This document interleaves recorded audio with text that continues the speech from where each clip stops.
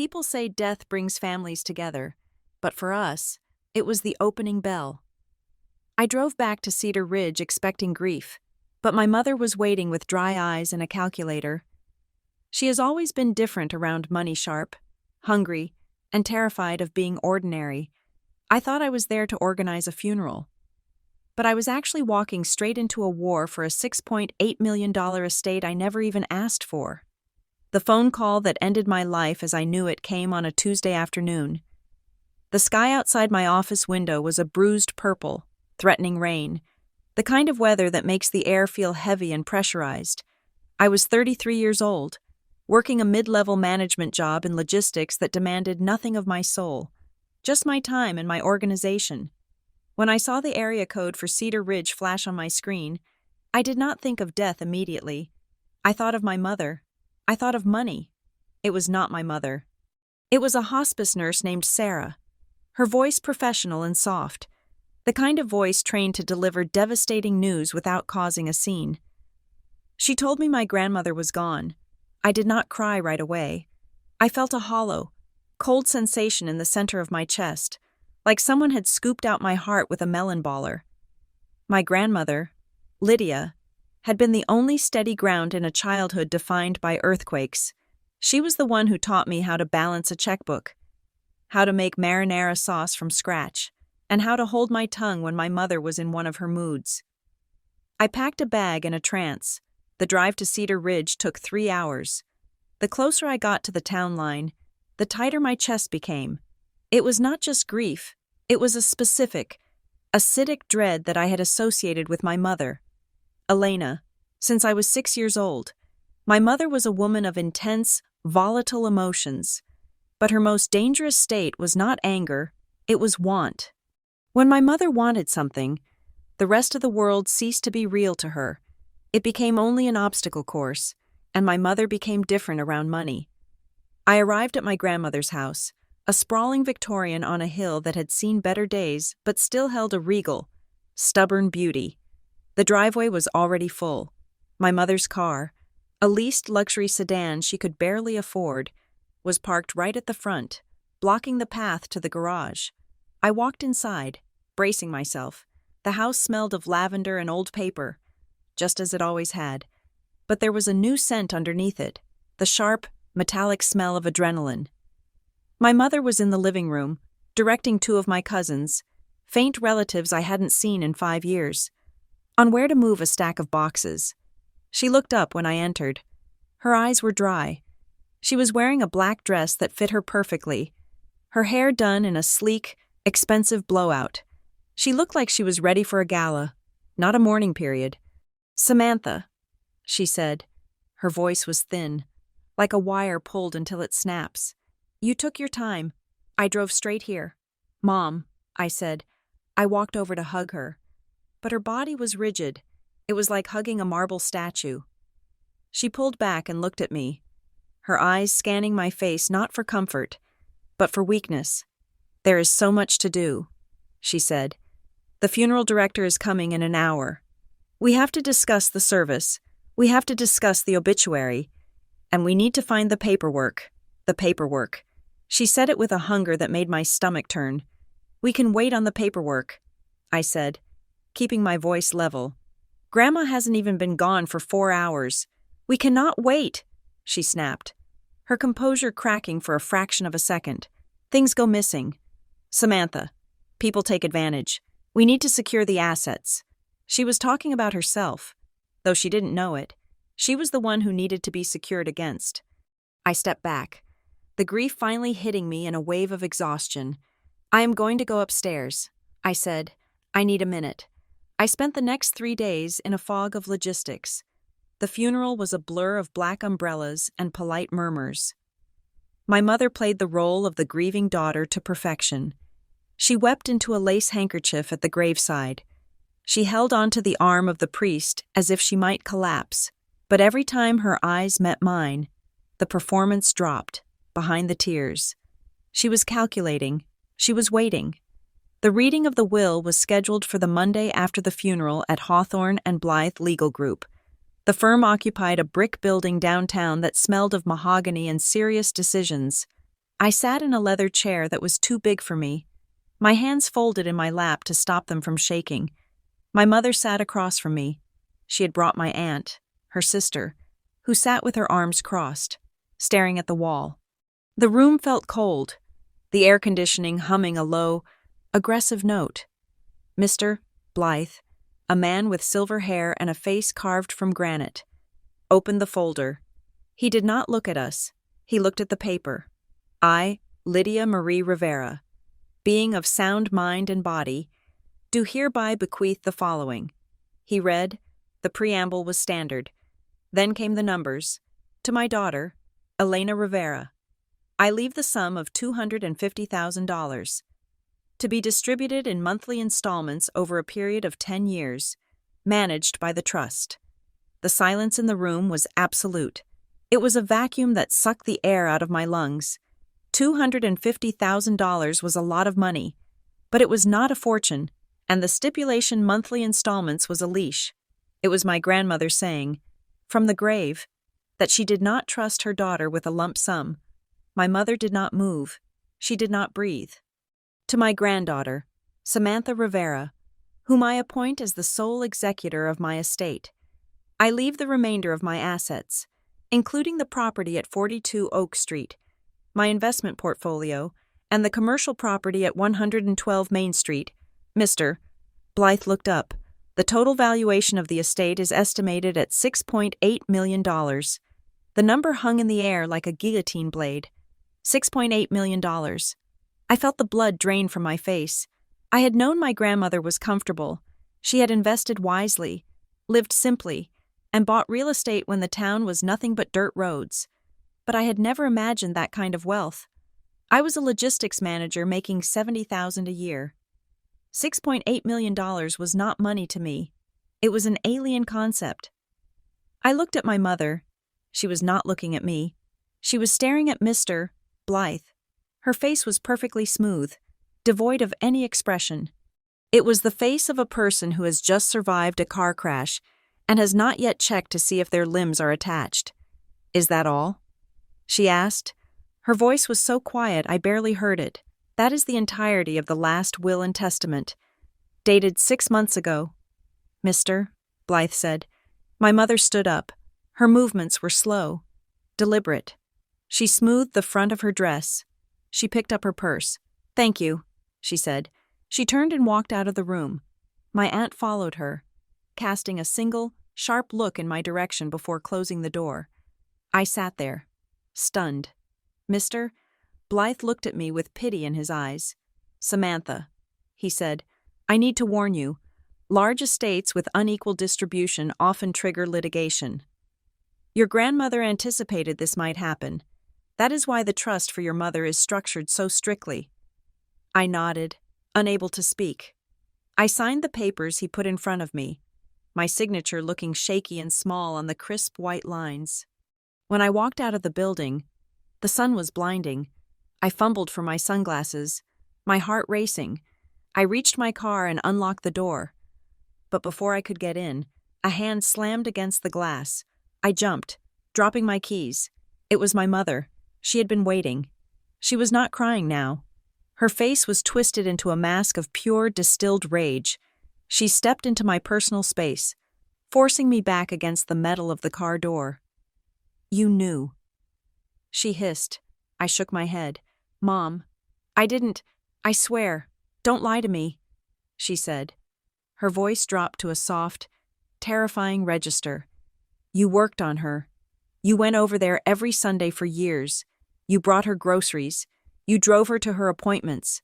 You think I didn't see what you were doing? You were earning your keep. I loved her. I said, my voice trembling. I wasn't doing it for money. She laughed. A harsh, barking sound. Everyone does it for money. Samantha, you just played the long game. You think you are so righteous. You think you are the good one, but you are a thief. She leaned in close, her breath smelling of peppermint and coffee. You do not understand what you just took from me. She whispered, that money was my life. It was my chance, and you took it. She stepped back, her face smoothing out instantly as a couple walked by on the sidewalk. She gave them a polite, tight smile. Then she looked back at me, her eyes dead. "Enjoy it while you can," she said. She turned and walked away, her heels clicking rhythmically on the pavement. I drove back to my grandmother's house, my house, now, and locked the door. I sat on the floor of the hallway and stared at the phone. It started buzzing 10 minutes later. It was a text from my cousin. "Jessica, I am so sorry about the will. Sam, we all know Grandma wasn't herself at the end. It must be hard for you to know she wasn't thinking clearly." I stared at the screen. Wasn't herself at the end. 5 minutes later, a text from my aunt. "We are praying for you. It is a burden to carry out wishes that were made in confusion. We know Grandma wasn't herself at the end." Then another cousin. "Let us know if you want to talk. We know how confused she was. She wasn't herself." The repetition made my skin crawl. It was a script. They had clearly gathered somewhere, probably my mother's kitchen, and decided on the narrative. My grandmother, the woman who completed the Sunday crossword in pen until the week she died, was being rewritten as senile. I did not reply.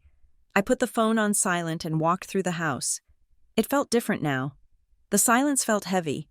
I looked at the things I had grown up with: the ceramic rooster in the kitchen, the quilt on the sofa, the stack of books on the nightstand. They were no longer just memories. They were assets. They were evidence. The next morning, I went to meet with the estate attorney again. I told him I wanted everything to be handled quickly. "I want it fair and quiet," I said. "I don't want a war. Can we give her more? Can we just change it so she stops? Mr. Blythe took off his glasses and rubbed the bridge of his nose. "Samantha, you cannot just give away the estate because you are uncomfortable. As executor, you have a fiduciary duty to follow the will as written. Your grandmother made a choice. If you deviate from it, you open yourself up to tax liabilities and legal challenges. And frankly, based on what I know of your mother, giving her money will not stop her. It will only fund her attack on you." He was right. But I hated it. I hated the position I was in. I was the captain of a ship I didn't know how to sail, sailing into a storm I hadn't predicted. By Wednesday, the war had moved to the internet. I did not have social media, but my friends did. My best friend, Chloe, sent me a screenshot with the caption, "Do not look at this unless you are ready." I looked. It was a post on my mother's Facebook page. She had thousands of friends, people she had charmed over the years. "My heart is broken." The post read, "Not just by the loss of my beloved mother, but by the betrayal that followed. It is a terrible thing when the elderly are manipulated in their final days by those they trusted most. To see a lifetime of legacy stolen by coercion is a pain I cannot describe. Please pray for our family as we fight for justice and for the true wishes of a vulnerable woman." The comments were a river of support. "So sorry, Elena. Elder abuse is disgusting. I hope you get justice." They were talking about me. She hadn't named me, but everyone in our small circle knew who she meant. I was the villain in her tragedy. I went to work on Thursday hoping to lose myself in spreadsheets. Around 10 in the morning, my boss, David, called me into his office. He looked uncomfortable. "Samantha," he said, closing the door. "Is everything okay at home?" I nodded. "Just dealing with the estate. David, it is complicated." "Right," he said. He tapped a pen on his desk. "Listen, we have had a few inquiries. People calling the main line asking about our ethics policy regarding financial fraud." My stomach dropped. She had called my job. Or she had one of her flying monkeys do it. "I am not accusing you of anything," David said quickly. "But this is a distraction, and with the rumors floating around, maybe it would be best if you took some time. Use your bereavement leave. Take a few extra weeks. Let things settle down." He was firing me without firing me. He was scared of the drama. I packed my box in silence. I walked out to my car, feeling the eyes of my coworkers on my back. I felt naked. I felt dirty. When I got home, there was a man sitting in a sedan in front of my driveway. He got out as I pulled up. He was wearing a windbreaker and holding a large manila envelope. "Samantha Rivera." He asked. "Yes," I said, my voice dull. He thrust the envelope at me. "You have been served." He got back in his car and drove away. I stood there in the driveway, the wind whipping my hair across my face, and opened the envelope. Rivera versus Rivera. I scanned the legal jargon. It was a lawsuit, a civil complaint, count 1 undue influence, count 2 fraud in the inducement, count 3 breach of fiduciary duty, count 4 intentional infliction of emotional distress. The allegations were breathtaking. The lawsuit claimed that I had isolated my grandmother from her family, that I had intercepted her mail, that I had forged an addendum to the will, that I had withheld vital medical information to hasten her death. It was a work of fiction, but it was written on court documents. It carried the weight of the state. I went inside and collapsed on the kitchen floor. I didn't cry. I couldn't. I was in shock. My mother was not just angry. She was trying to destroy me. She was willing to burn down her own mother's memory to get to the money. I called the number Mr. Blythe had given me for a litigation specialist, Klein and Morrow Fiduciary Defense. I met with Elias Klein the next day. He was a younger man, sharp-eyed and serious, with a desk covered in organized chaos. He read the lawsuit in silence, his brow furrowed. "This is aggressive," he said finally. "Is it true?" I asked. "Can she win?" Mr. Klein leaned back. "In probate litigation, the truth is often secondary to the narrative. She is painting a picture of you as a predator. The burden of proof is on her. But the process itself is the punishment. This case could take years. It will freeze the assets. You won't be able to sell the house or access the investment accounts until it is resolved. The legal fees will drain the estate. And everything. Every text message, every medical record, every family secret will become public record."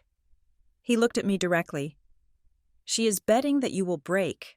She is betting that you will pay her off just to make it stop." I felt a cold resolve settle over me. It was painful, like a bone setting improperly. But it was solid. I cannot pay her off. I said, "Grandma didn't want her to have the money. If I give it to her, I am betraying the only person who actually loved me." "Then we fight." "Mr. Klein said, "but you need to be prepared. This is going to get ugly." I drove back to the empty house.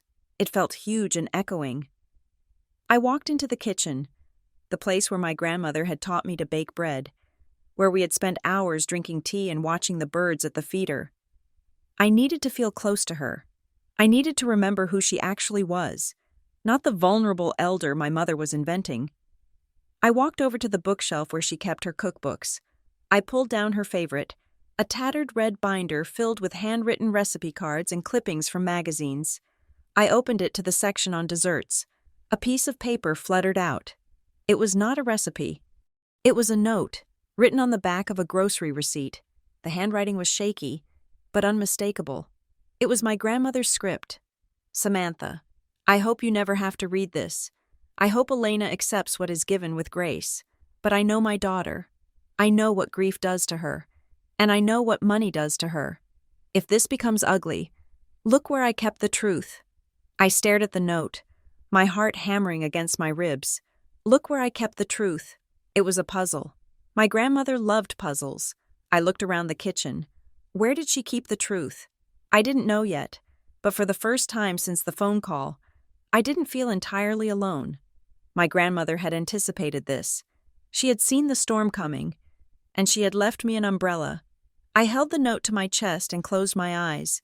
The grief was still there, a jagged hole in my center. But the dread was changing. It was hardening. My mother wanted a war. She had fired the first shot. She had taken my job, my reputation, and my peace. She thought I was weak because I was quiet. She thought I would fold because I hated conflict. She was right about me hating conflict, but she was wrong about me being weak. I looked at the note again. If this becomes ugly, it was already ugly. Now, I just had to find the truth. The days following the lawsuit were a blur of administrative violence. Being an executor is not a passive role. It is a full-time job of inventory, phone calls, and defending a fortress that used to be a home. I spent my mornings on the phone with utility companies and my afternoons cataloging the physical remnants of my grandmother's life. Every teaspoon, every picture frame, every book had to be accounted for. It felt invasive, like I was stripping her dignity away one item at a time. But Blythe had been clear. Accuracy was my only shield. On the third day after the funeral, I was in the living room counting the silverware when I heard the rumble of a heavy engine. I looked out the window. A large white moving van was backing into the driveway, its tires crushing the hydrangeas my grandmother had spent 20 years cultivating. My stomach dropped. I walked to the front door, my heart hammering a frantic rhythm against my ribs. I opened it just as my mother stepped out of the passenger seat of her sedan, which was parked behind the van. She was wearing jeans and a sweatshirt, dressed for labor. "Mom," I said, stepping onto the porch. "What is this?" She didn't look at me. She gestured to the two men climbing out of the van. "Start with the furniture in the dining room." She called out to them, then the master bedroom. "Stop," I said, my voice shaking but loud enough to make the movers pause. "You cannot take anything out of this house." My mother turned to me then. Her face was set in a hard, determined line. "I am not taking anything. Samantha, I am securing family property. With you living here alone, God knows what could happen. Things get lost. Things get broken. I am moving the heirlooms to a storage facility until the legal matter is settled." She tried to walk past me, but I didn't move. I stood in the doorway, blocking the entrance to the house where I had learned to walk. "You are not securing anything." I said, "I am the executor. The assets remain here until probate is closed. If you take so much as a lamp, it is theft. Theft."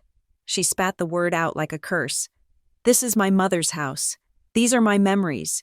You think a piece of paper makes them yours. The paper makes me responsible for them." I said, "Please tell the movers to leave." She stepped closer, invading my personal space until I could smell her expensive perfume, now stale with sweat. "You are enjoying this, aren't you? You love the power. You were always such a quiet little mouse. But look at you now. Guarding the cheese."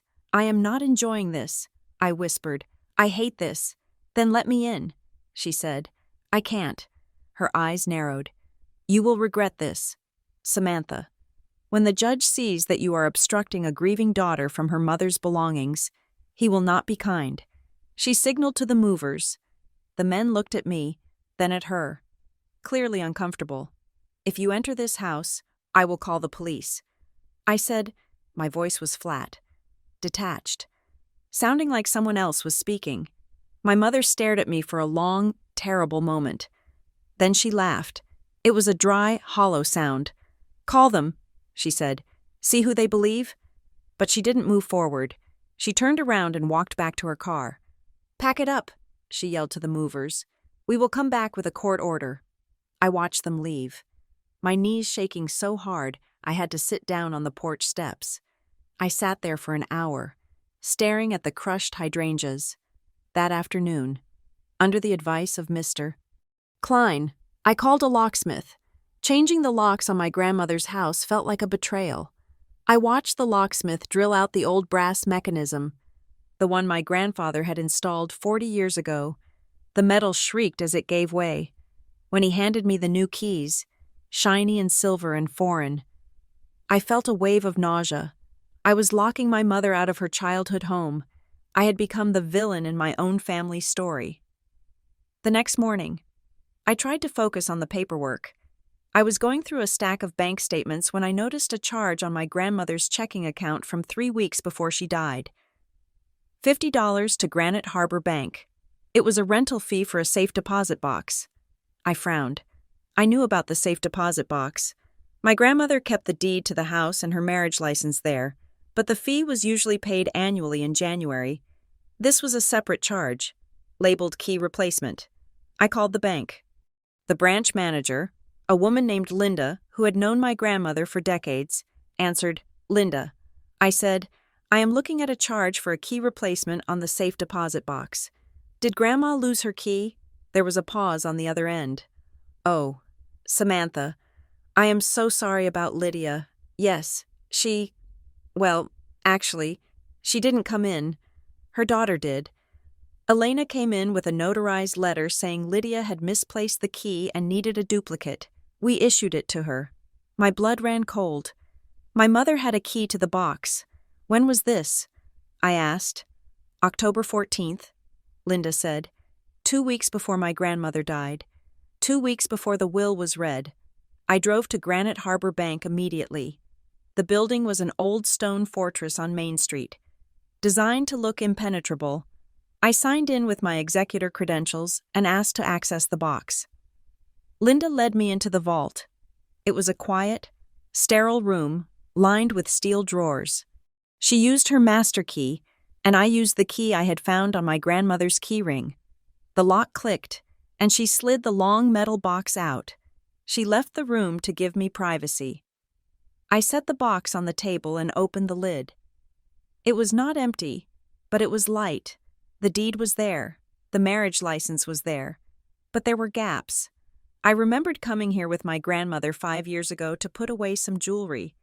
There had been a thick stack of savings bonds. There had been a collection of antique coins.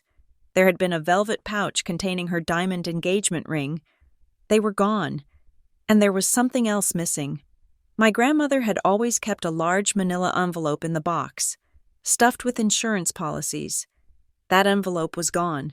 In its place was a single, thin paper clip and a dust outline where a smaller envelope had been. I peered closer at the bottom of the box. There was a faint pencil mark on the metal floor, written in my grandmother's hand. C. Just the letter C? I sat back, my head spinning. My mother had accessed this box. She had taken the bonds, the coins, the ring. That was theft. Clear and simple. But why take the insurance papers? And what was in the envelope labeled C that was important enough to be removed? I left the bank with a certified inventory of the box's contents and a copy of the access log. The log showed my mother's signature on October 14th. She had spent 20 minutes alone in the vault. When I got home, there was an email from Elias Klein. Samantha.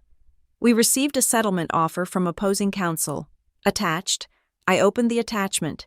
It was written on thick, formal letterhead, but the words were brutal. Our client, Elena Rivera, is willing to drop the lawsuit regarding the estate of Lydia Rivera on the condition that Samantha Rivera voluntarily resigns as executor and renounces her claim to the primary beneficiary status. In exchange, Elena Rivera will agree not to pursue criminal charges regarding the mismanagement of funds. It was a joke. I hadn't mismanaged anything. But the next paragraph made my breath hitch. If this offer is not accepted within 48 hours, we will proceed with full discovery, including a subpoena for the medical and psychological records of Samantha Rivera to demonstrate a pattern of instability and susceptibility to manipulation. I dropped the phone. My therapist records. I had been seeing a therapist for 3 years to deal with anxiety largely caused by my mother. I had talked about her in those sessions. I had talked about my fear of her, my guilt, my struggle to set boundaries.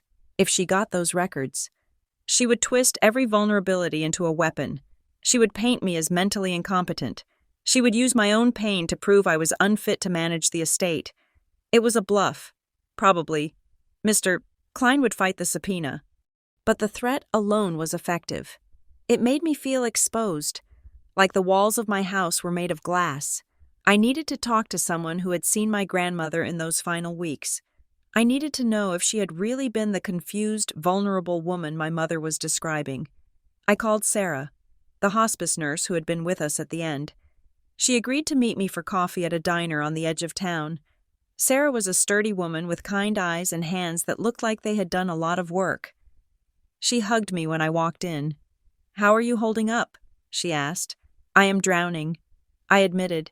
"My mother is suing me. She says Grandma wasn't in her right mind. She says I manipulated her." Sarah sighed and stirred her coffee. She looked out the window for a moment, gathering her thoughts. "Samantha, your grandmother was sharp as a tack until the very end. You know that. The morphine made her sleepy. Yes, but when she was awake, she was Lydia. She knew who the president was. She knew what day it was. She knew exactly how much she was paying for her cable bill, and she was still mad about it. I smiled weakly.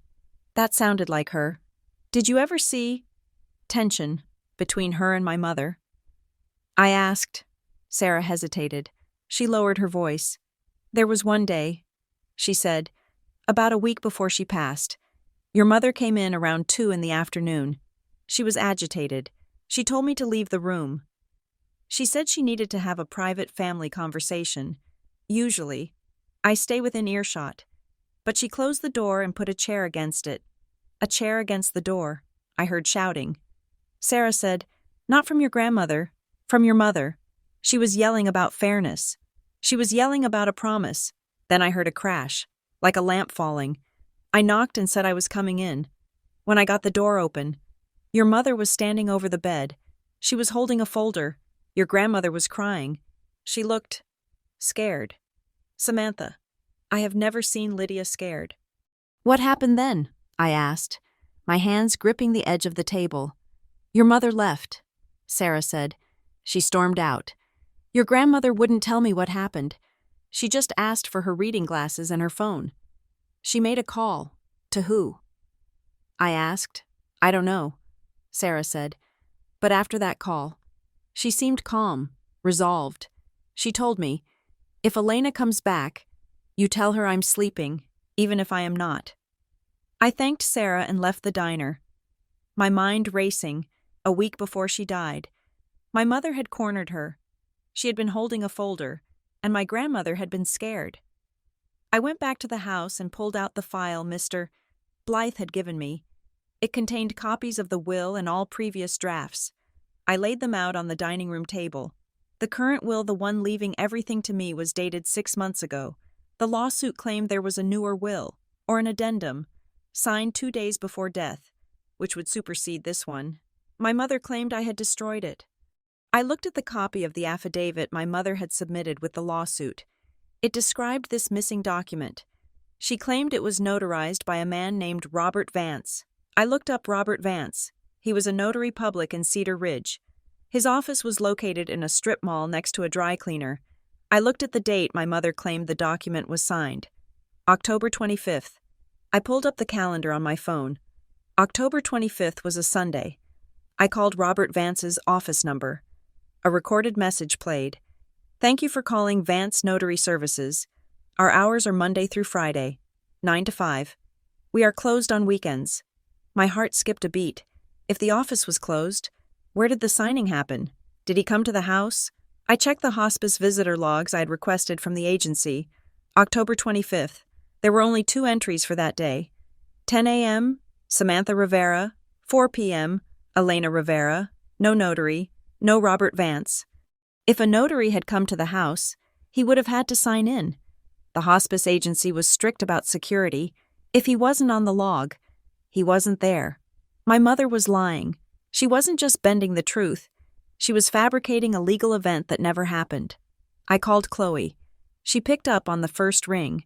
She is lying about the notary. I said, breathless. The office was closed. He isn't on the visitor log. Sam, that is huge, Chloe said. You have to use that. You have to file a motion to dismiss. You have to go on offense. I can't just accuse her of perjury without proof. I said, what if they met in the parking lot? What if she sneaked him in? You are doing it again, Chloe said. You are making excuses for her. She is trying to ruin you. Sam, she is threatening to release your therapy notes. She broke into the safe deposit box. You have to stop being the dutiful daughter and start being the executor. You have to fight dirty if you have to. I don't want to be like her. I said, that is what she wants. She wants to drag me down into the mud until we look exactly the same. Then stay clean, Chloe said, but bring a pressure washer. I hung up and paced the house. I felt trapped. If I exposed the lie about the notary, my mother would just pivot. She would say it was a clerical error. She would say I altered the logs. She was slippery. I needed something solid. I needed something that couldn't be spun. I decided to clean. It was my coping mechanism. When the world felt out of control, I organized. I started in the guest bedroom closet. a place that had become a catch-all for 30 years of miscellaneous storage. I pulled out boxes of old holiday decorations, bags of knitting yarn, stacks of National Geographic magazines from the 90s. In the back corner of the closet, tucked behind a garment bag containing a moth-eaten wool coat, I found a black nylon camera bag. It was dusty. I recognized it vaguely. My grandfather had bought a camcorder in the early 2000s to record family holidays. I hadn't seen it in years. I unzipped the bag. The camcorder was gone. The padded compartment where it should have sat was empty, but in the side pocket, the one meant for cables, there was a small plastic case. I opened it. Inside was an SD card, a memory card. It was labeled with a strip of white tape. On the tape, in my grandmother's shaky blue ink, were 2 words, "The Truth," and underneath that, on a folded piece of index card tucked into the pocket, "Not for anyone who lies well." I stared at the card. My hands were trembling. Not for anyone who lies well. That excluded my mother. That excluded my aunt.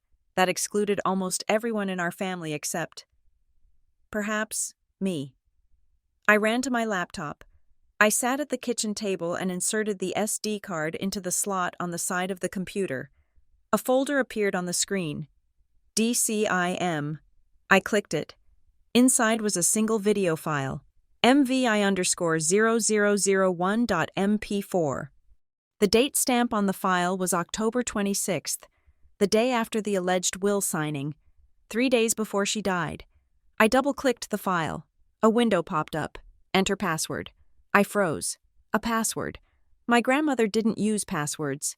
She wrote her PIN number on the back of her debit card. She used password 123 for her email. She wasn't a digital native. I tried password. Incorrect. I tried 1234. Incorrect. I tried her birthday. Incorrect. I tried my birthday. Incorrect. I tried Lydia. Incorrect. I sat back, frustrated. Why would she lock it? And how did she even know how to lock it? I looked at the piece of index card again. Not for anyone who lies well. I turned the card over. On the back, written in tiny, faint letters, was a question. Tell me what you noticed. It was a phrase from my childhood. I closed my eyes, and suddenly I was 7 years old again, sitting on the porch swing with my grandmother. We would play a game. She would have me look at a bird, or a tree, or a person walking by, and then she would tell me to close my eyes. Tell me what you noticed. I would say, the bird was blue, and she would say, that is what everyone sees. What did you notice? I would think harder. It had a chipped beak, I would say, or it was hopping on one leg. Good, she would say. The small things tell the true story. The big things are just noise. Tell me what you noticed. It was a test of observation, a test of intimacy. What did I notice about her? What did I notice about the house? What did I notice that my mother would miss? I looked around the room. I looked at the video file date. October 26th. I thought about the last time I saw her. I thought about the room. I thought about the nurse's story, the argument, the chair against the door. Tell me what you noticed. I looked at the file name again. It wasn't just a random number. The file size was huge, 4 gigabytes. It was a long video. I tried to think like her. If she wanted me to open this, she would use something only I knew, something shared. I remembered the last gift she gave me, a small silver locket. Inside, there was no picture, just an engraving. Look closer, I typed. Look closer. Incorrect. I typed, the small things. Incorrect. I felt a surge of panic. The answer was right there, suspended in the memory of 1,000 afternoons on the porch. And I couldn't grasp it. I stood up and walked to the window. The sun was setting, casting long shadows across the lawn. I looked at the bird feeder. It was empty. I hadn't filled it. My grandmother always filled the feeder at 4:00 p.m. Sharp. Even when she was sick, she would make the nurse do it if she couldn't walk. Tell me what you noticed. My mother would notice the feeder was empty and say it looked messy. My grandmother would notice that the cardinals stopped coming. I went back to the computer. I thought about the last conversation we had. She was weak. Her voice was a whisper. Samantha. She had said, Don't let the noise drown you out. I won't. Grandma, do you remember the day we planted the roses? She asked. Yes, I said. I was 5. I got a thorn in my thumb. No, she whispered. You didn't cry. That was what I noticed. You just pulled it out and kept digging. You just kept digging. I stared at the screen. I typed, I kept digging. Incorrect. I typed, thorn. Incorrect. I put my head in my hands. The screen glowed, mocking me. The password prompt blinked. Then I remembered the nurse's words. She made a call. To who? I don't know. And I remembered the missing envelope in the safe deposit box. The one labeled C. C for what? C for Clara. Her sister who died in the 90s. C for Cape Cod, where they honeymooned. C for Cedar Ridge. No. I looked at the index card again. Tell me what you noticed. It wasn't a general question. It was specific. I looked at the handwriting on the card. The T in noticed was crossed with a distinct upward loop. I looked at the C on the safe deposit box floor. In my mind's eye, and then it hit me. When I was 10, we were looking at a painting in a museum. It was a chaotic scene of a market. Tell me what you noticed, she asked. The man in the red hat is stealing an apple. I said. She smiled. No, look at the dog in the corner. He is the only one looking at the viewer. The dog. I said. The watcher. She corrected. Always look for the watcher. The watcher. I typed. The watcher. Incorrect. I took a deep breath. I was overthinking it, or I was underthinking it. Tell me what you noticed. I closed my eyes and pictured the last time I walked into her bedroom. The day she died. The room was tidy. The curtains were drawn. On the nightstand, there was a glass of water, a bottle of pills, and a book. The book was Pride and Prejudice. But my grandmother hated Jane Austen. She found her too prissy. My grandmother loved thrillers. She loved Agatha Christie. Why was Pride and Prejudice on the nightstand? I had noticed it, registered it as odd, and then dismissed it in the grief. Pride and Prejudice. I typed Pride and Prejudice. Incorrect. I typed Jane Austen. Incorrect. I typed the opening line. It is a truth universally acknowledged. Incorrect. I groaned. This was impossible. Then I remembered the bookmark. There was a bookmark sticking out of the book, a leather bookmark I had made for her at summer camp when I was 8. It had a sun painted on it. But the bookmark wasn't in the middle of the book. It was at the very end. Page 300. I grabbed the phone and searched for Pride and Prejudice, page 300. Nothing special. I sat there, defeated. The screen went dark as the saver kicked in. I wiggled the mouse. The prompt returned. Enter password. Hint. Tell me what you noticed. I stood up and walked to her bedroom. I hadn't slept in there. I had left it exactly as it was. I walked to the nightstand. The book was still there. Pride and Prejudice. I picked it up. It felt heavy. Heavier than a paperback should be. I opened it. The pages were glued together. It was a hollow book, a safe. I pried the cover open. Inside the hollowed-out cavity was a small folded piece of paper. I unfolded it. It was a receipt for a digital camcorder, dated 2005, and written on the back of the receipt, in bold letters, Blue Jay. I stared at it. The blue jay, the bird she always told me to watch for. Because they are loud, she would say, but they warn the other birds when a cat is coming. Tell me what you noticed. The blue jay. I ran back to the computer. I typed blue jay. The screen froze for a second. My heart stopped. Then, the window disappeared. The video player opened. A black screen. Then, static. Then, an image resolved. It was my grandmother. She was sitting in her favorite armchair, the one by the window. She was wearing her blue cardigan. The camera angle was slightly low, as if the camera was resting on a table. She looked directly into the lens. Her eyes were clear. Her face was serious. She took a deep breath. Hello? Samantha? She said. The sound of her voice filled the room, alive and warm, and I felt the tears finally spill over. "If you are watching this," she said, "it means Elena has done what I feared she would do. It means she has turned her grief into a weapon." She paused, and her expression hardened. "I am recording this on October 26th.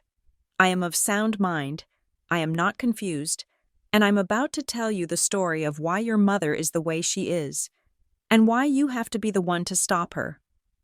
The video buffered for a second, a spinning circle of doom, and then froze. I sat there in the silence of the empty house, the glow of the screen illuminating my tear-streaked face. I had found the truth, and now I had to decide if I was brave enough to watch it. The video had frozen. The image of my grandmother, mid-sentence, was stuck on the screen, pixelated and distorted by a wash of green static. I had tried to click play, tried to reload the file, tried to restart the computer, but the file refused to budge. It was as if the ghost in the machine had spoken its piece and then slammed the door. The next morning, I sat in a windowless room in a generic office park in Burlington, watching a man named Kevin perform surgery on the memory card. Kevin was a digital forensics consultant hired by Elias Klein. He was 20-something, wearing a hoodie that cost more than my car, and he spoke about data with a reverence most people reserved for religious texts. He spun his chair around to face me. "You were lucky," he said. "Lucky?" I asked. I stared at the dark monitor where my grandmother's face was currently hidden. I did not feel lucky. I felt like I was dangling off a cliff. "You saw the intro?" "Right," Kevin asked. "The first 10 seconds. "Yes," I said. "She said hello. She said she was going to tell me the truth. Then it crashed." "That wasn't a crash," Kevin said. "It was a tripwire. The file structure on this card is sophisticated. It is not just a drag-and-drop video. It is wrapped in a custom encryption container. The first 10 seconds are unencrypted, like a teaser. But if you try to access the core data without the handshake protocol, it locks down. It protects itself against brute force copying." He leaned back, tapping a pen against his chin. "Whoever set this up knew what they were doing." He said, "This wasn't your grandmother downloading an app. This was intentional, high-level security. It was legitimate. That was the first wave of relief I had felt in days. My mother couldn't claim this was a deepfake I made on my laptop. The metadata would prove it was created on the date she died, secured with a complexity I didn't possess." "Can you open it?" I asked. Kevin nodded slowly. "I can mirror the drive to preserve the evidence chain. I can repair the header. But the encryption key, that is the tricky part. It is password protected. Samantha, and not just a simple text input, it is a phrase-based decryption. I can bypass the safety locks. But I cannot generate the password. You have to provide that. I have the hint." I said. I told him about the index card. "Tell me what you noticed." He typed something into his console. "Okay, when we are ready to mount the drive, you will get one shot to enter it correctly before it cycles. If you get it wrong, we have to start the imaging process over. It could take hours. Do it," I said. While Kevin worked on the image, I drove to Mr. Klein's office. The discovery phase of the lawsuit had officially begun, which meant the polite veil had been torn away. We were now trading boxes of paper that contained the sum total of my family's dysfunction. Mr. Klein looked tired. His desk was covered in stacks of documents. He picked up a thick packet. "We received your mother's sworn affidavit this morning," he said. I sat down, bracing myself. "Read it to me, Mr." Klein put on his reading glasses. Paragraph 4. He read, "The defendant, Samantha Rivera, systematically isolated the decedent, Lydia Rivera, from her family. Beginning in roughly January of 2025, the defendant began intercepting phone calls, deleting voicemails, and physically barring the plaintiff, Elena Rivera, from visiting the residence. The decedent frequently expressed fear of the defendant and stated she felt like a prisoner in her own home. I felt the blood rise in my face, hot and sharp. That is a lie," I said. I stood up and paced the small office. "That is a complete fabrication. Grandma called me. She called me every day. I never stopped her from answering the phone. Mom just never called. Mr. Klein held up a hand. Sit down. Samantha. Anger is good, but proof is better. He slid a second stack of papers across the desk. We subpoenaed the phone records, he said. Verizon keeps everything. I looked at the spreadsheet. It was a log of every call made to and from my grandmother's landline for the last 2 years. Mr. Klein pointed to the highlighted rows. Incoming calls from your mother in the last year 12. Total duration less than 40 minutes. He flipped the page. Outgoing calls from Lydia Rivera to Samantha Rivera in the last year. 214. Total duration 160 hours. He looked at me over the rim of his glasses. This destroys the isolation narrative, he said. Victims of isolation do not initiate calls to their captors for hour-long chats about jeopardy and gardening. Your grandmother reached out to you, consistently. I looked at the numbers. They were undeniable. What about the visits? I asked. She claims I barred her. Mr. Klein pulled out a third document.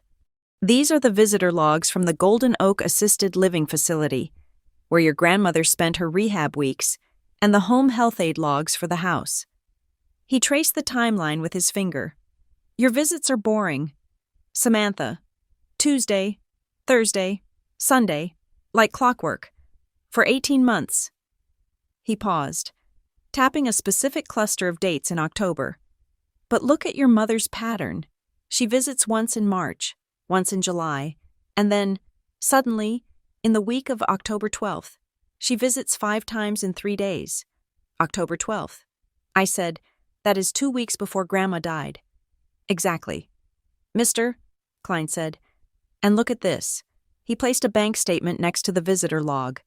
On October 13th, the day after your mother's second visit, there was a wire transfer request submitted to Granite Harbor Bank, $50,000. Recipient Elena Rivera. My breath hitched. Did it go through? No, Mr. Klein said. The bank flagged it as suspicious because the signature didn't match the card on file. They called your grandmother. She declined the transfer. He sat back. So, the narrative isn't that you isolated her.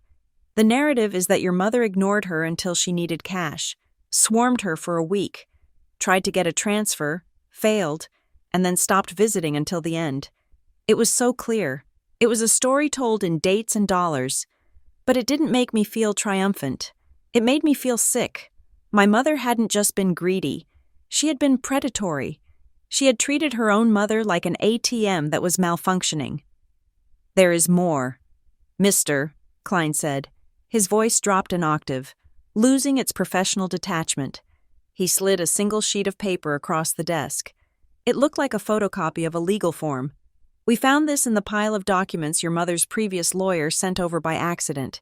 It was mixed in with some medical releases. They tried to claw it back, claiming privilege, but the judge ruled it admissible because it was part of the original estate file. I looked at the document. The header read, Articles of Organization Silverfinch Holdings, LLC. It was a shell company. Look at the asset transfer section. Mr. Klein said. I looked. Property 112 Main Street. The commercial building. My grandmother's most valuable asset. And look at the signature. I stared at the bottom of the page. Lydia Rivera. But it wasn't her signature. My grandmother had a beautiful, flowing script, drilled into her by nuns in the 1950s. This signature was jagged, tremulous. It looked like someone had guided a shaking hand, or like someone was trying to copy a signature they had only seen a few times. She tried to steal the building, I whispered. She tried to retitle it. Mr. Klein corrected, before your grandmother died. If this had gone through, the building wouldn't even be in the probate estate. It would belong to Silverfinch Holdings. And guess who the sole member of Silverfinch Holdings is? Elena Rivera. I said, Mr. Klein nodded, but here's the kicker. The transfer failed. The Registry of Deeds rejected it because the notary stamp was smudged, and when the bank sent a confirmation letter to your grandmother about the attempt, we found a copy of her reply in her files. He handed me a copy of a handwritten note, to whom it may concern. I did not sign this. I do not know what Silverfinch is. Please freeze any further requests. She knew. I said, My voice broke. She knew her own daughter was trying to rob her. That is why she changed the locks on the safe deposit box. Mr. Klein said, that is why she recorded the video. She wasn't confused. Samantha? She was under siege. I left the office with the file tucked under my arm, feeling like I was carrying a bomb. I drove back to the house, the silence of the car pressing in on me. I needed to find the letters. The note in the cookbook had said, "Look where I kept the truth." I had found the video card in the closet, but that was just the medium. The truth, the raw material of their relationship, had to be somewhere else. I walked into the house and stood in the hallway. I closed my eyes and tried to think like Lydia. She hid things in plain sight. She hid money in books. She hid keys in flower pots. Where did she keep the things that hurt her? I walked into the dining room. There was a loose baseboard behind the china cabinet. I remembered it because when I was small, I used to hide my candy wrappers there so my mother wouldn't find them. My grandmother knew. She never scolded me. She just winked and said, "Our secret." I moved the heavy mahogany cabinet, the wood groaning against the floorboards. I knelt down and pried at the trim. It came away easily. Behind the wood, in the dusty crawl space between the wall and the plaster, was a thick manila envelope. It was sealed with tape. I sat on the floor and ripped it open. It wasn't money. It wasn't a will. It was paper. Dozens of sheets of paper. They were photocopies. My grandmother had photocopied her correspondence. I picked up the first one. It was dated 5 years ago. Dear Elena, I am enclosing the check for your rent. This is the last time. I cannot keep pouring water into a bucket with no bottom. You say you are unlucky, but luck has nothing to do with it. You refuse to work. You refuse to compromise. You want the lifestyle you think you deserve without the labor it requires. I love you, but I will not fund your self-destruction anymore. I picked up another, 3 years ago.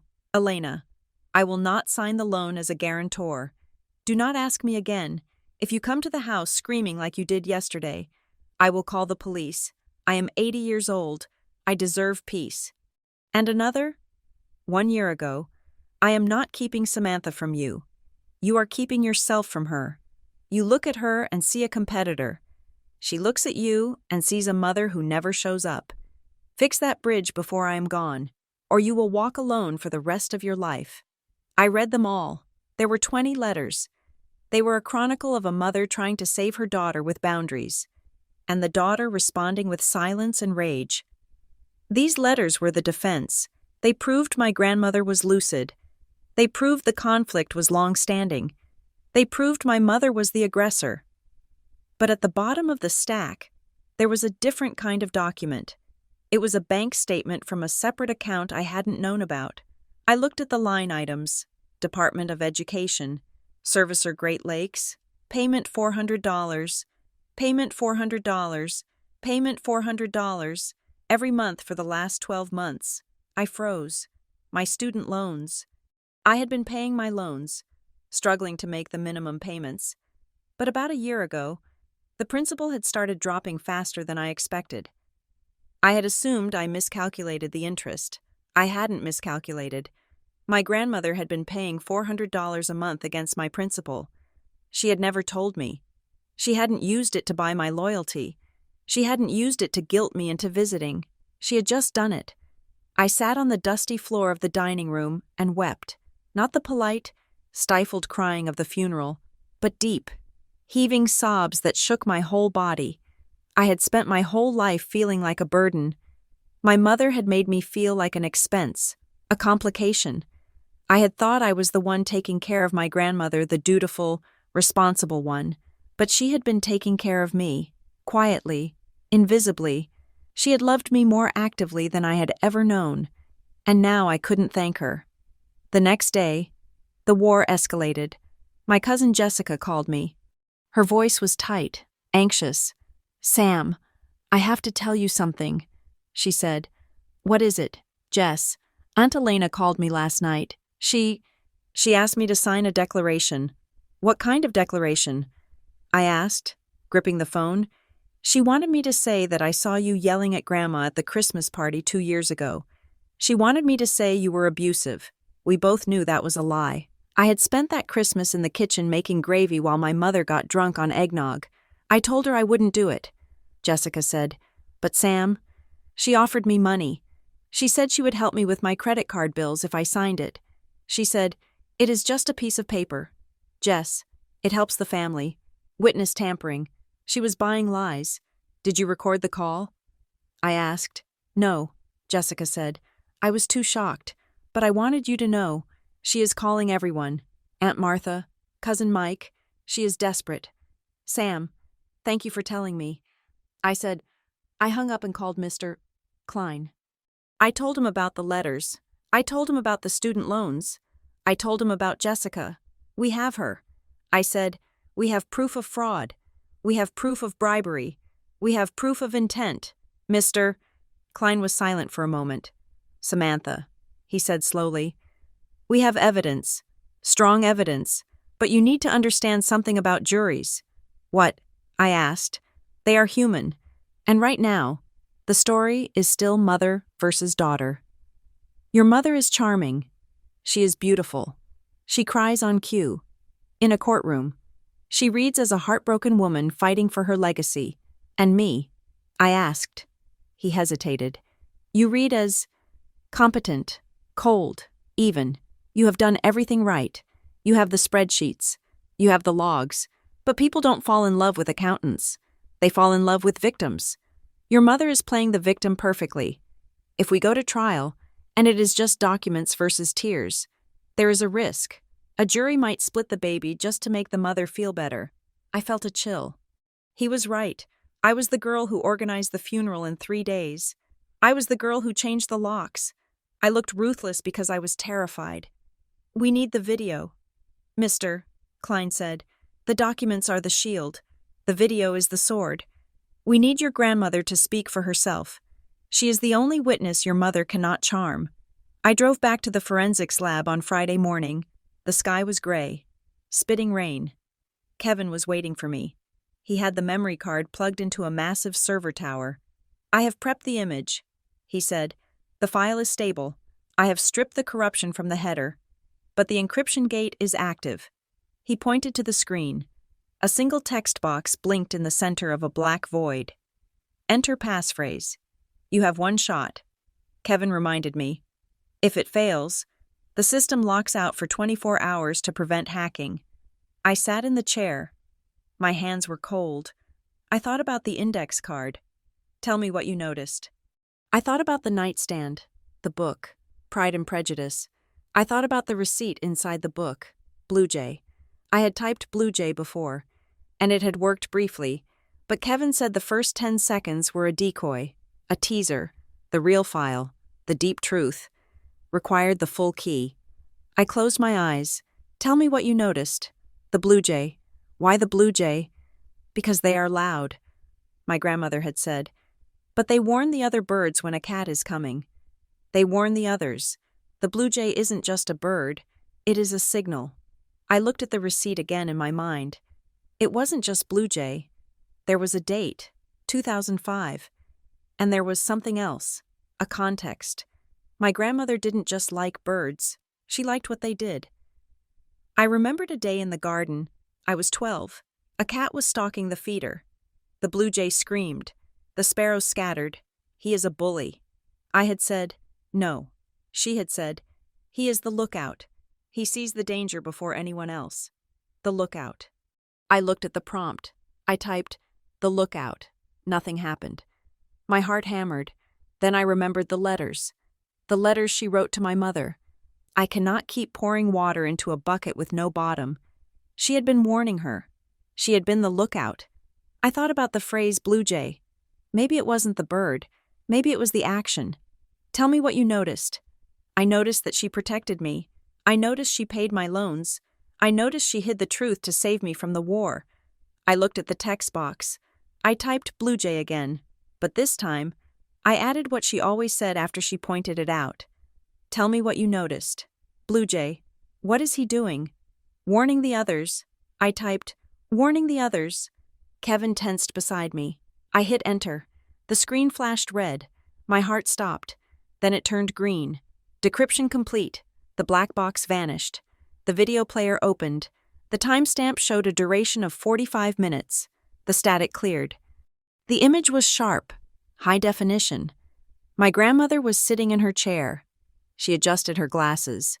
She looked into the lens, not with the frail confusion of a dying woman, but with the steel-spined clarity of the matriarch who had raised me. She leaned forward. "I am recording this," she said, her voice steady and strong, "because I know my daughter. I know that when I am gone, she will try to rewrite history. She will try to tell you that I was weak. She will try to tell you that I was confused." She paused, and a small, sad smile touched her lips. "But I am not confused. Samantha, I am heartbroken. And I need you to know exactly what happened on the day I stopped trusting her." The video cut to a new angle, a handheld shot. Shaky and raw, it was pointing at a door. My mother's voice could be heard screaming on the other side. I watched, mesmerizing and horrified. As the truth finally began to play, the room in the forensics lab was silent, save for the low, rhythmic hum of the server cooling fans. Kevin, the digital consultant, had the grace to step out. He said he needed coffee, but I knew he was giving me the dignity of being alone with the dead. I sat in the ergonomic mesh chair, my hands gripping the armrest so hard my knuckles turned white. On the screen, the static had cleared completely. The image was sharp, framed with the intimacy of a confession. My grandmother, Lydia, sat in her wingback chair. She was wearing her favorite navy cardigan, the one with the pearl buttons. Behind her, the mid-afternoon sun slanted through the window, illuminating dust motes dancing in the air. It was a Tuesday. I knew it was a Tuesday because she always watered the African violets on the windowsill on Tuesdays, and the soil in the pot behind her looked dark and damp. She looked into the lens. She did not look frail. She looked formidable. "My name is Lydia Marie Rivera," she said.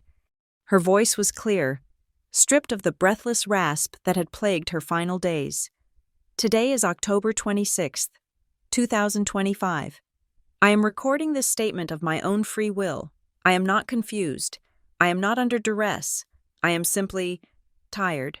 She adjusted her glasses, a gesture so familiar it made my chest ache. "I am making this recording because I know my daughter, Elena. I love her. I have loved her since the moment they placed her in my arms.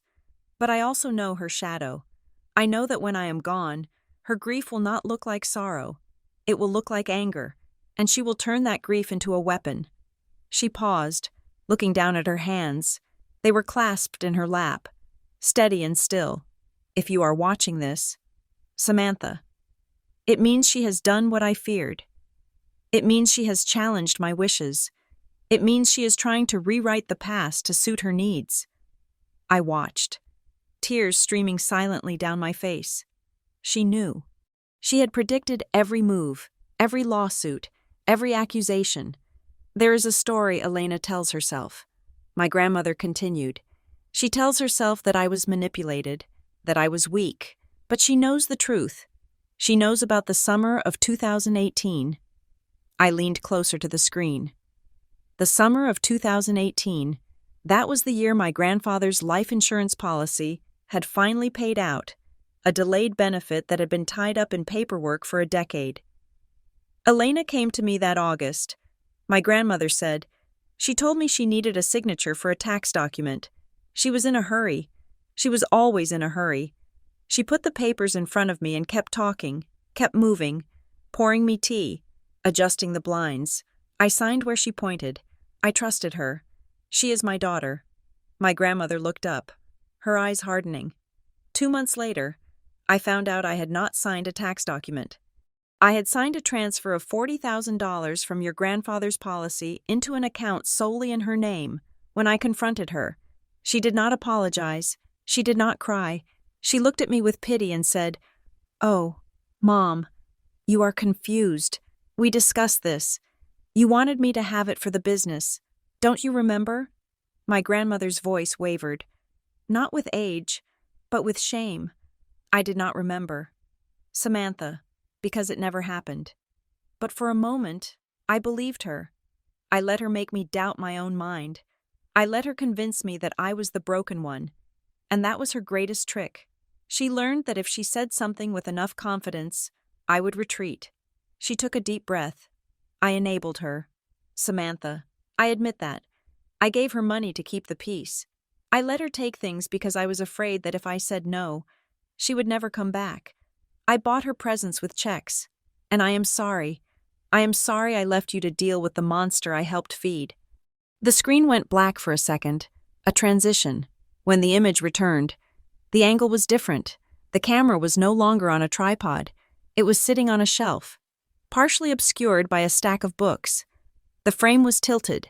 It was footage of a room I recognized, the sunroom at the back of the house. My mother walked into the frame. She was pacing, her phone pressed to her ear. She was wearing a red dress I remembered seeing her wear at Thanksgiving. I sat up straight.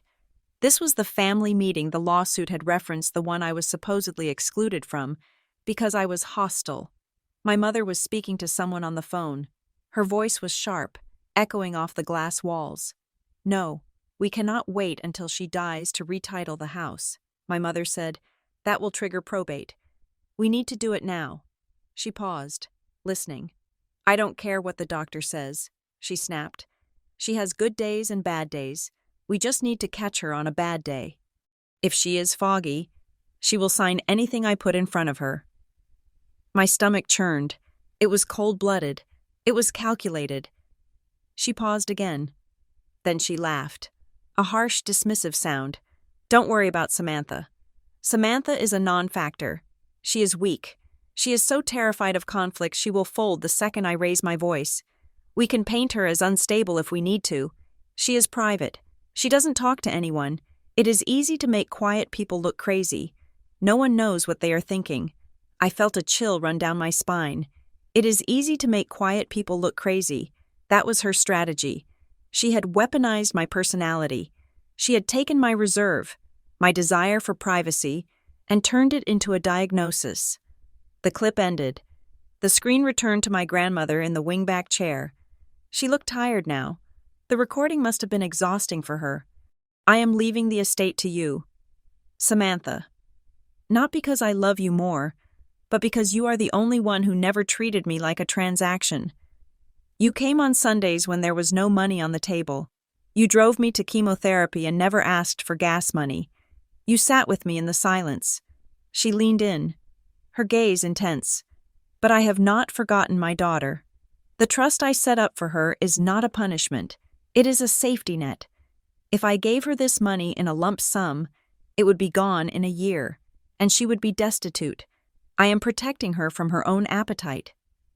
She smiled then, a genuine, warm smile that broke my heart. Be strong, Samantha. You are made of tougher stuff than you think. Do not let her rewrite us. Tell the truth, and remember to watch the Blue Jays. The video ended.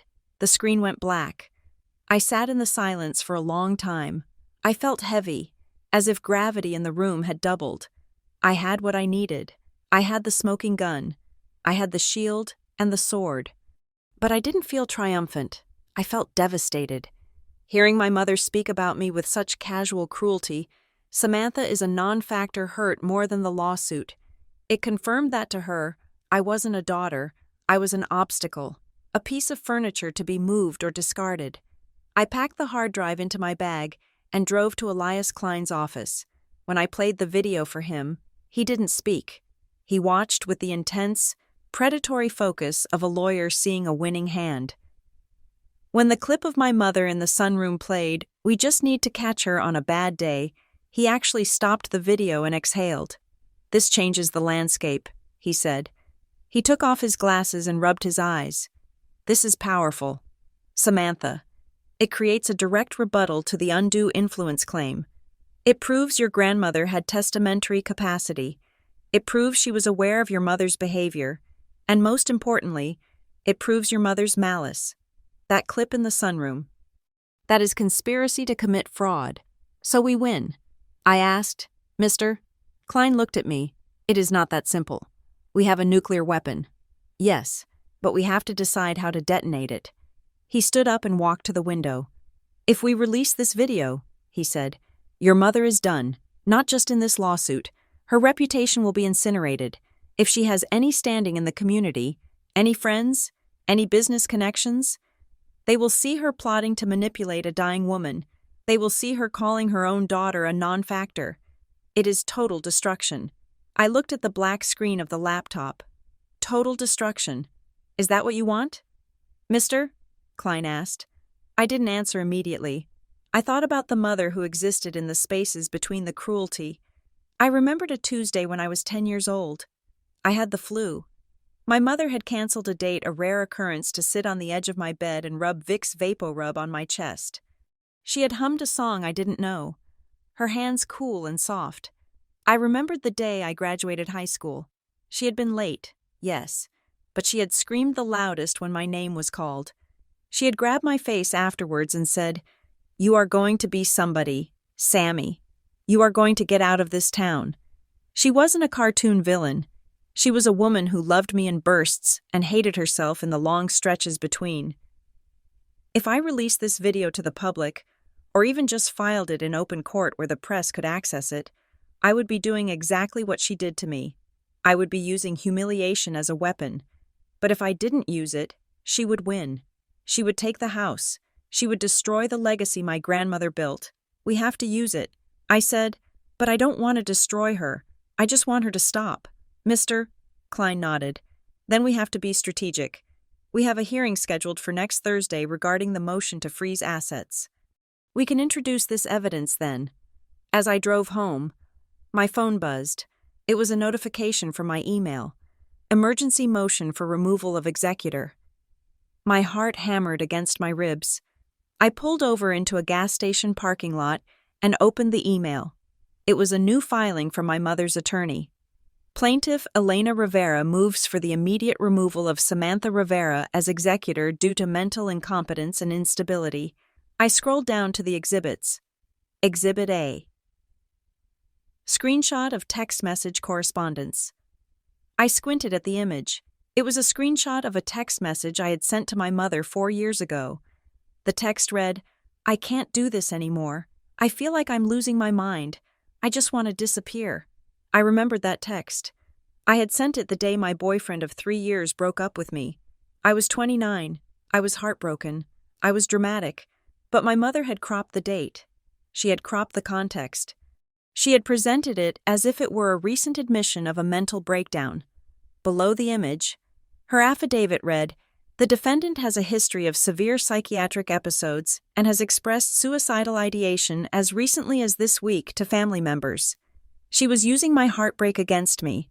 She was using a moment of vulnerability, a moment where I had reached out to my mother for comfort, and she was twisting it into a diagnosis of incompetence." I stared at the phone until the screen blurred. The text she had cropped out her response to that message 4 years ago had been, "He was a loser anyway. Dry your eyes and go to work." She hadn't comforted me then, and she was destroying me now. My phone rang. It was Chloe. "Did you see it?" she asked. Her voice was shrill with rage. "I saw it." I said, "Sam, you have to kill her. Metaphorically, you have the video. Post it. Put it on TikTok. Send it to the local news. She is accusing you of being suicidal. She is trying to get you committed so she can take the money. You have to nuke her." I closed my eyes. The temptation was a physical weight. It would be so easy. I could upload the video in 5 minutes. I could caption it, "The truth about my mother." I could watch the internet tear her apart.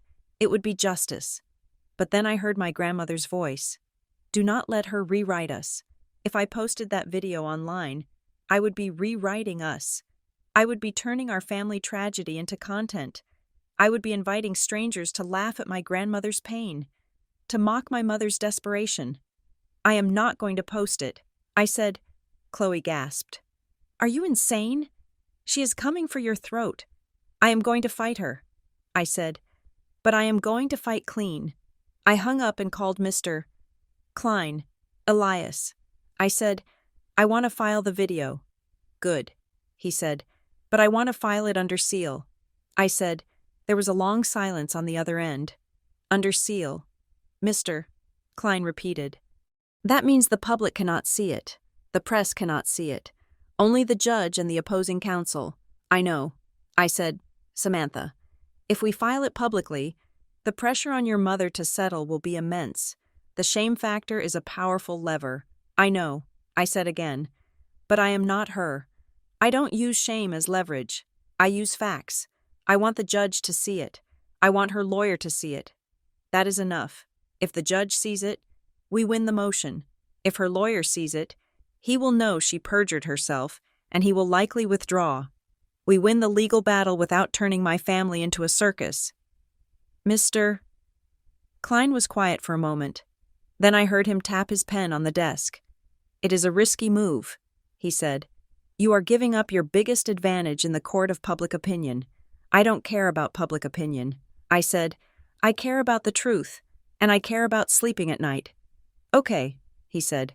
We file under seal, but we need to do it tomorrow. The hearing is Thursday. We will drop this on their desk like a brick. The days leading up to the hearing were agonizing.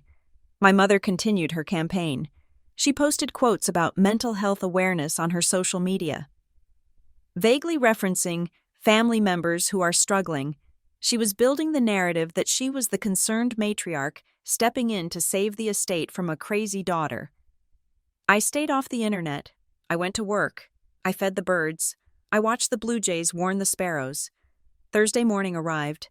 The sky was the color of a wet slate. I put on my best suit, a charcoal gray blazer that made me feel armored. I met Mr. Klein outside the courthouse. He was holding a briefcase that contained the hard drive and the sealed motion. Are you ready? He asked. I nodded. As ready as I can be. We walked into the courtroom. It was a sterile, wood-paneled room that smelled of floor wax and old anxiety. My mother was already there. She was sitting at the plaintiff's table. She was wearing a soft pink suit, a color chosen to soften her edges, to make her look maternal and non-threatening. She was dabbing her eyes with a tissue. When she saw me, she didn't glare. She gave me a look of tragic pity. She mouthed the word Samantha, shaking her head slightly as if she were disappointed in me. Her attorney, a man named Sterling who wore a suit that cost more than my car, stood up. Your Honor, he began, his voice booming. We are here on an emergency motion. The estate is in peril. The executor, Ms. Rivera, is demonstrating significant mental instability. We have evidence that she is overwhelmed, erratic, and potentially a danger to herself. We are asking the court to intervene to protect the legacy of the deceased. The judge, a woman named Justice Holloway with sharp eyes and no patience for theatrics, looked over her glasses. I have reviewed your motion. Mr. Sterling, the text message screenshot is concerning Mr. Klein stood up. Your Honor, he said, his voice calm and level. The defense vehemently denies these allegations. The text message in question is 4 years old and has been taken out of context. But more importantly, we have new evidence regarding the true nature of the relationship between the parties and the intent of the decedent. He picked up the thick envelope containing the motion and the flash drive. We are submitting this evidence under seal. Your Honor, due to the sensitive nature of the content and the privacy of the family. My mother frowned. She leaned over to whisper to her attorney. What is it? I saw her mouth. Mr. Sterling looked bored. No objection to the seal. Your Honor, though we doubt any evidence can excuse the executor's behavior. Justice Holloway nodded. Bailiff, please bring me the materials. The bailiff took the envelope and handed it to the judge. She opened it. She took out the flash drive. I have also provided a transcript of the video content for the court's convenience. Mr. Klein added, and a copy for opposing counsel. He handed a folder to Mr. Sterling. My mother watched the folder as if it were a snake. Justice Holloway put on her reading glasses. She began to read the transcript. The room was silent. I could hear the clock ticking on the wall. I could hear my own heartbeat, thudding in my ears like a drum. I watched the judge's face. At first, she was impassive. Then, her eyebrows knit together. She turned a page. She stopped. She looked up at me, then at my mother. She turned another page. Her expression shifted from professional detachment to something colder, something sharp. She finished the transcript. She closed the folder. She looked at Mr. Sterling. "Counsel," she said. Her voice was quiet, but it carried to the back of the room. "Have you reviewed this material?" Mr. Sterling was flipping through the pages Mr. Klein had given him. He had started smug, but now his face was draining of color. He stopped at the page with the family meeting transcript. I am reviewing it now. Your Honor, I suggest you review it quickly," Justice Holloway said, "and I suggest you discuss it with your client immediately." She looked at my mother. "Mrs. Rivera," she said. My mother looked up, startled by the direct address. "Yes, Your Honor." The judge stared at her. It was a look of absolute piercing scrutiny. "This court takes allegations of undue influence very seriously," Justice Holloway said. "We also take perjury very seriously, and we take the exploitation of the elderly very seriously." My mother's confident mask faltered. She looked at her lawyer. Mr. Sterling was reading the transcript with a look of horror. He leaned away from my mother, creating a physical distance between them on the bench. "I am going to recess for 30 minutes, Justice Holloway said. "I want counsel to view the video evidence in chambers. And then I want to see you both back here. And Mr. Sterling." "Yes, Your Honor," he squeaked. "I suggest you consider your position very carefully before you file any further motions regarding Miss Rivera's mental state." She banged the gavel. "All rise." My mother stood up, confused. She grabbed her lawyer's arm. "What is it?"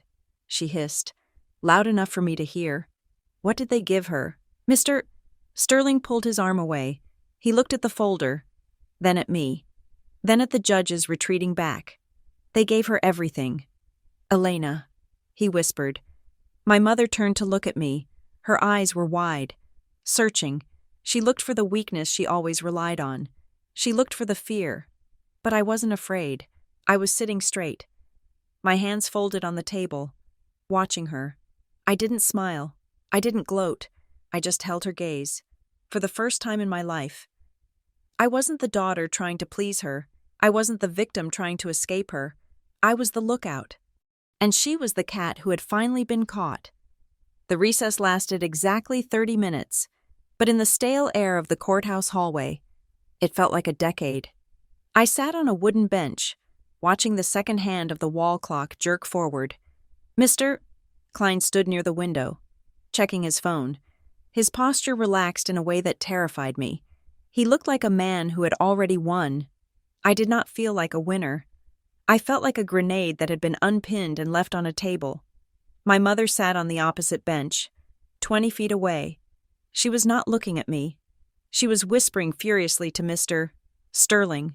Her hands were moving, chopping the air, sculpting a narrative that was rapidly crumbling. She looked beautiful and tragic, a woman in a soft pink suit who was being persecuted by the world. It was a performance I had seen 1,000 times. But today, the audience was a judge who had just read a transcript that called her a liar. When the bailiff opened the heavy oak doors, the sound echoed like a gunshot. "All parties, please return." We filed back in. The energy in the room had shifted. Before the recess, it had been a standard civil dispute. Now, the air was thick with the static of exposed secrets. Justice Holloway was already on the bench. She did not look up when we entered. She was writing something in a file. When we were seated, she capped her pen and looked directly at Mr.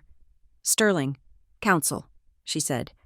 Her voice was flat, stripped of the polite cadence of legal procedure. "Have you reviewed the digital evidence submitted under seal?" Mr. Sterling stood up. He looked pale. He was a man accustomed to bullying witnesses and filing aggressive motions, but he was not accustomed to defending against video evidence of his client conspiring to commit fraud.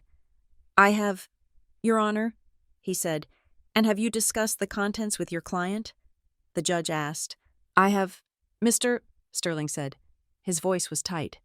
"Does your client still wish to proceed with the emergency motion for removal of executor based on the allegations of mental incompetence?" Mr. Sterling hesitated. He looked down at his table, where the transcript lay open. "Your Honor," he began. Trying to find his footing, My client maintains that her primary concern is the preservation of the estate. The text message exhibits we submitted were intended to show a pattern of fragility. Justice Holloway leaned forward. Mr. Sterling, let me be very blunt.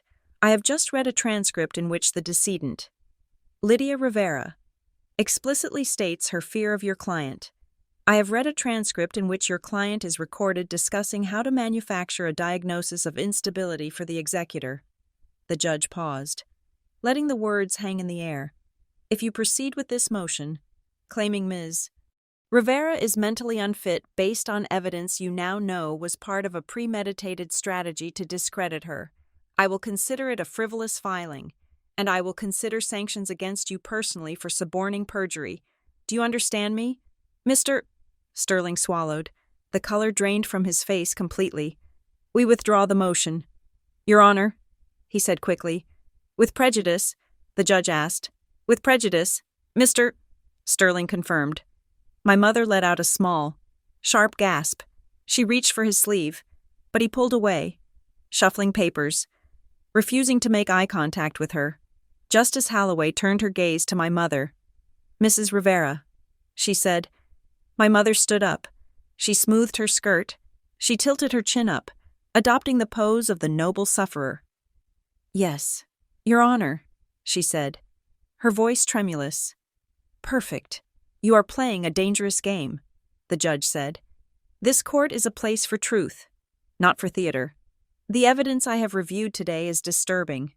It suggests a profound betrayal of trust. I am ordering that the video evidence remain under seal for now, to protect the privacy of the decedent. However, I am ordering a follow-up hearing in 10 days to address the remaining claims in your lawsuit. The judge looked at me. Miss Rivera, you remain the executor. Your powers are fully reinstated. You may proceed with the administration of the estate. Thank you, Your Honor, I whispered. One more thing, the judge added. I am ordering both parties to attend mandatory mediation before the next hearing. This family has bled enough in public. You will sit down with a court-appointed mediator and you will try to resolve this. If you come back to my courtroom without a genuine attempt at settlement, I will unseal the video and I will let a jury decide what it means. She banged the gavel. As the room cleared, Mr. Sterling began packing his briefcase with frantic speed. He was not looking at my mother. He was looking at the door. I need a moment with my client, he muttered to no one in particular, then marched out of the courtroom. My mother was left standing alone at the table. She looked at the empty chair where her lawyer had been. Then she turned slowly and looked at me. For the first time in my life, there was no rage in her eyes. There was no mockery. There was only a cold, terrifying calculation. She was doing math. She was assessing the damage. She walked over to the barrier that separated the gallery from the well of the court. I stood up to leave, but she blocked my path. How much? She asked. Her voice was a whisper, but it was sharp as glass. How much what? I asked. How much did you see? She said. She wasn't asking about the lawsuit. She wasn't asking about the estate. She was asking about the video. She wanted to know exactly how exposed she was. I saw everything, Mom, I said. I saw the day you yelled at her about the tax document. I saw the day you tried to force her to sign the transfer. And I saw the family meeting in the sunroom where you called me a non-factor. Her face didn't crumble. It froze. A flicker of something passed behind her eyes. Not shame, but fear, real fear. You invaded her privacy. She hissed. She was sick. She didn't know what she was recording. She knew exactly what she was doing. I said, she was protecting me. From you. My mother stepped closer. The scent of her expensive perfume was suffocating. You think you have won, she said softly. You think a little video changes who we are. You are still the girl who hides in her room. You are still the girl who can't handle a fight. You will break. Samantha. It is just a matter of time. I looked at her. Really looked at her. I saw the fine lines around her mouth, the tension in her neck, the desperate grip she had on her Prada bag. She wasn't a monster. She was a small, terrified woman who had built a castle out of lies and was watching the tide come in. I am not that girl anymore, I said. I buried that girl last week. I walked past her, out the double doors, and into the corridor where Mr. Klein was waiting. He gave me a curt nod. That went well? He said. Sterling is terrified. He knows he is close to losing his license if he pushes the mental incompetence angle. He didn't know about the video. Samantha. She lied to him too. Of course she did. I said, she lies to everyone. She thinks she can charm reality into changing. We walked to the elevator. This isn't over. Mr. Klein warned. The judge ordered mediation. Your mother isn't going to surrender easily. She is cornered, and cornered animals bite. But we have leverage now. Massive leverage. Back at his office, a new stack of documents was waiting on his desk. It was the second wave of discovery from the bank records we had requested regarding access logs for my grandmother's online accounts. Mr. Klein flipped through the pages. Samantha, look at this, he said.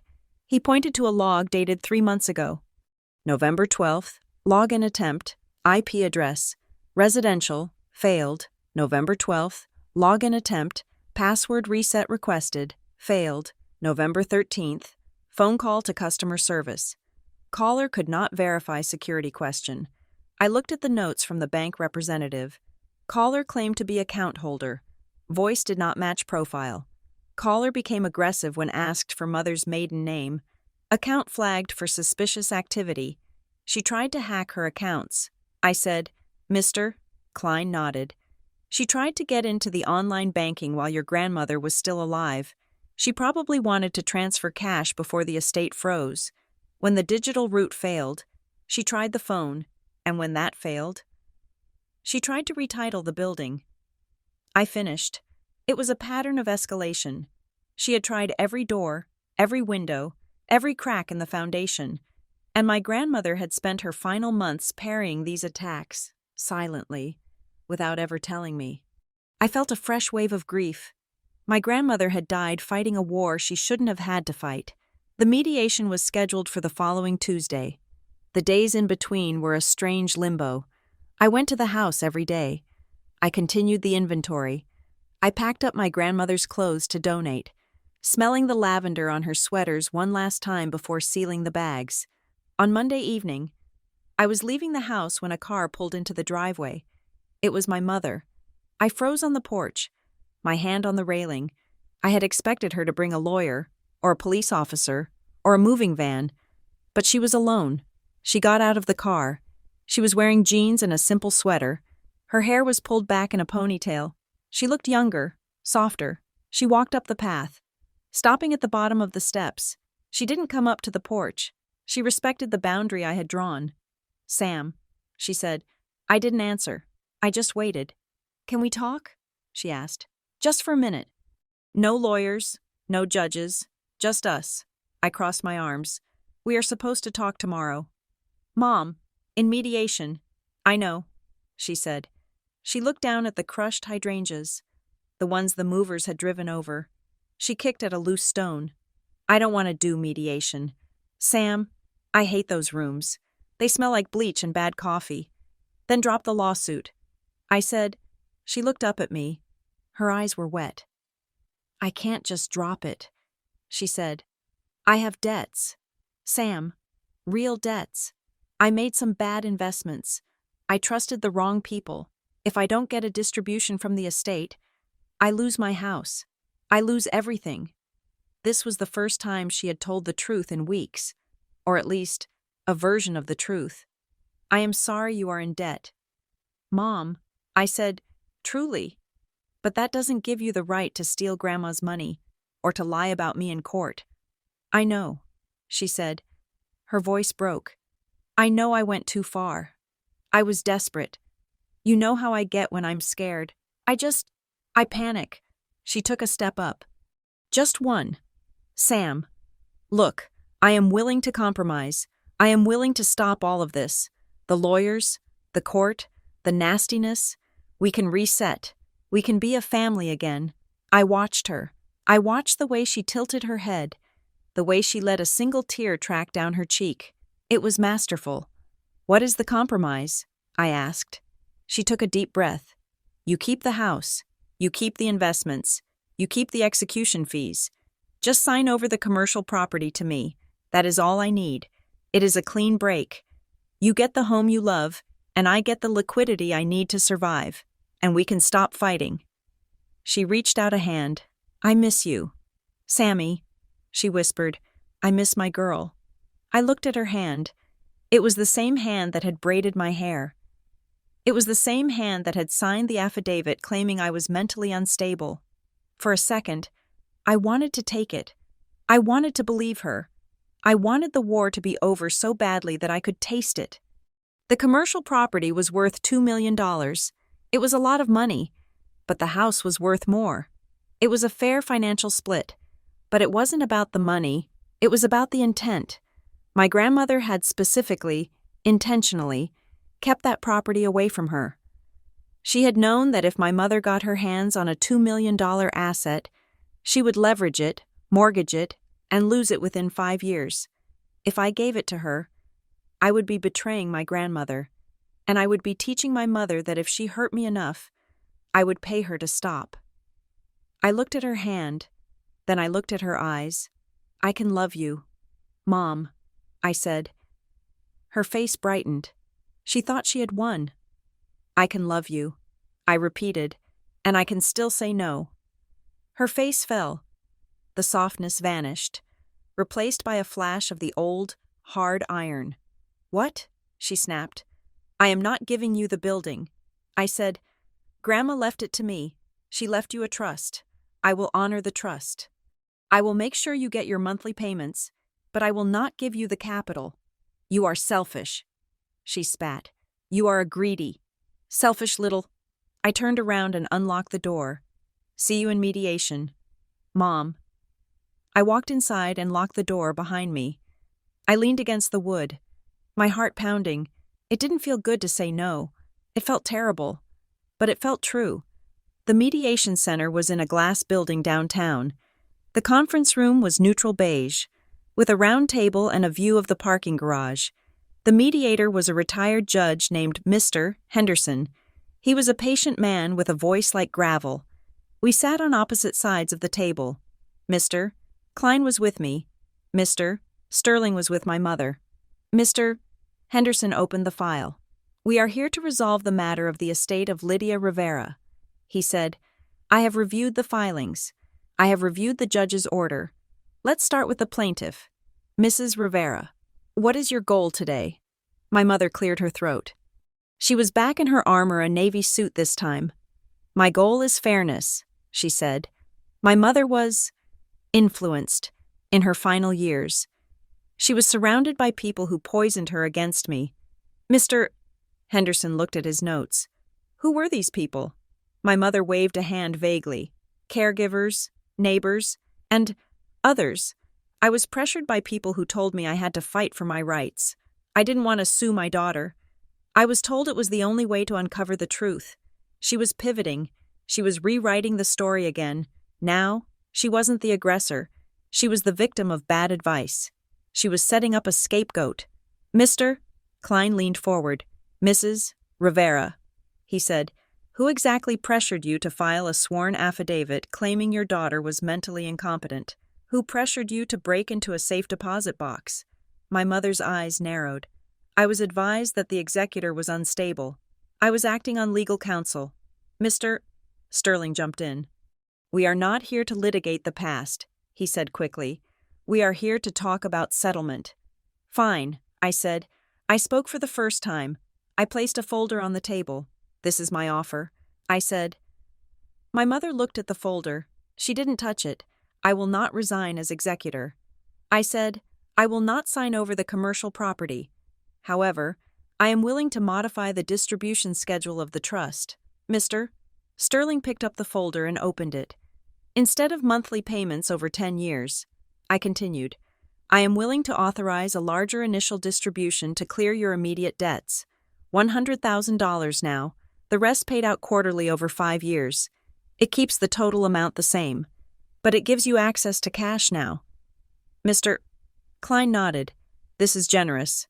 Samantha, it violates the strict letter of the will, but as executor, you have some discretion if it benefits the beneficiary's stability." My mother looked at the paper. $100,000. It's not enough, she said. It doesn't cover everything. It is what I am offering. I said, take it or leave it. She slammed her hand on the table. I want the building, she said. It is my inheritance. I am the daughter. You are just the grandchild. I deserve the bulk of the estate. Mrs. Rivera. Mr. Henderson said calmly, I need to remind you of the alternative. If we do not settle today, we go back to court. And if we go back to court, Judge Holloway has indicated she will unseal the video evidence. My mother flinched. Mr. Henderson continued, I have not seen this video, but based on the reaction of the court, I understand it is damning if that video becomes public record. Mrs. Rivera, you open yourself up to more than just losing the lawsuit. You open yourself up to charges of perjury. You open yourself up to criminal contempt. He leaned in. If a jury sees that video, you will get nothing. The judge could strip you of the trust entirely under the Slayer statutes or for bad faith conduct. You could walk away with zero, and you could leave the courthouse in handcuffs. My mother went still. She looked at Mr. Sterling. Is that true? She asked. Mr. Sterling nodded. He looked exhausted. It is a real risk. Elena, the judge is angry. If she finds you lied on those affidavits, she can refer you to the district attorney. My mother sat back in her chair. She looked at the wall. She looked at her hands. She looked at the air, searching for an exit, a loophole, a trick. There were none. She had played every card. She had lied. She had bullied. She had manipulated. And she had lost. Fine, she whispered. I didn't hear you. Mr. Henderson said. Fine, she said louder. She stood up, her chair scraping violently against the floor. I accept the offer. She looked at me. Her eyes were dry, burning with a cold, blue fire. You can have it, she said. You can have the money. You can have the house. You can have the ghost. I don't want any of it. She grabbed her purse. Write up the papers. She told Mr. Sterling, I am done. She walked out of the room without looking back. We spent the next 2 hours finalizing the settlement. Mr. Sterling was cooperative, almost eager to close the file. We drafted the agreement the lawsuit would be dismissed with prejudice. The allegations against me would be formally retracted. The video would remain under seal forever, provided she never challenged the estate again. When I signed the final document, I didn't feel happy. I felt light, like I had been carrying a backpack full of stones and someone had finally cut the straps. I walked out of the building into the afternoon sun. The air smelled of exhaust and roasted coffee. It was over. My phone buzzed in my pocket. I pulled it out. It was a text from my mother. I stared at the screen. I am dropping everything. I hope you are happy. I did what I had to do to survive. Maybe one day you will understand that. Love, Mom. I read it twice. I did what I had to do. No apology, no admission of guilt, just a justification. And then, love, Mom. It was the perfect summary of our relationship, a slap followed by a kiss, a threat wrapped in a ribbon. I thought about replying. I thought about typing. You almost destroyed me. I thought about typing. Grandma warned me about you. But I didn't. I realized then that I didn't need to have the last word. The last word was the signature on the settlement agreement. The last word was the key in my pocket to a house that was safe now. I deleted the text. I walked to my car, got in, and drove toward Cedar Ridge. The sun was setting, painting the sky in shades of bruised purple and gold. I had won. But as I drove, I realized that winning a war against your mother doesn't feel like victory. It feels like amputation. You survive, but you leave a part of yourself on the battlefield. I turned on the radio to drown out the silence. I needed noise. I needed life. I needed to go home and feed the birds. The weeks following the settlement were quiet, but it was a silence that felt heavy, like the air before a thunderstorm that refuses to break. The legal war was over. The lawsuit was dismissed with prejudice. The assets were unfrozen, but the emotional war had simply moved underground. where it was harder to fight. I thought winning would feel loud. I thought there would be a sense of vindication, a moment where the world acknowledged that I was right and she was wrong. But there was no parade. There was only the creeping, insidious revisionism of my family. It started with my cousin Jessica. She was the one who had told me about my mother's bribery attempt, the one who had been offered help with her credit card bills in exchange for a lie. 2 days after the settlement was signed, she sent me a text. "I am so glad this is over. Sam, I knew you would win. I always told Aunt Elena she was crazy to go against you. Let's get coffee soon." I stared at the phone. I always told Aunt Elena she was crazy. That was not what happened. What happened was that Jessica had stayed silent until she was terrified of being subpoenaed. She hadn't supported me. She had hidden from the crossfire. Then came my Aunt Martha, my mother's sister. She called me on a Sunday, her voice dripping with a sugary warmth I hadn't heard in 20 years. "Samantha, honey, we are just so relieved. We were all so worried about you. We knew Lydia wanted you to have the house. We were just trying to keep the peace with your mother. You know how she gets. But we were rooting for you." I listened to her rewrite history in real time. They were pivoting. They saw who held the checkbook now.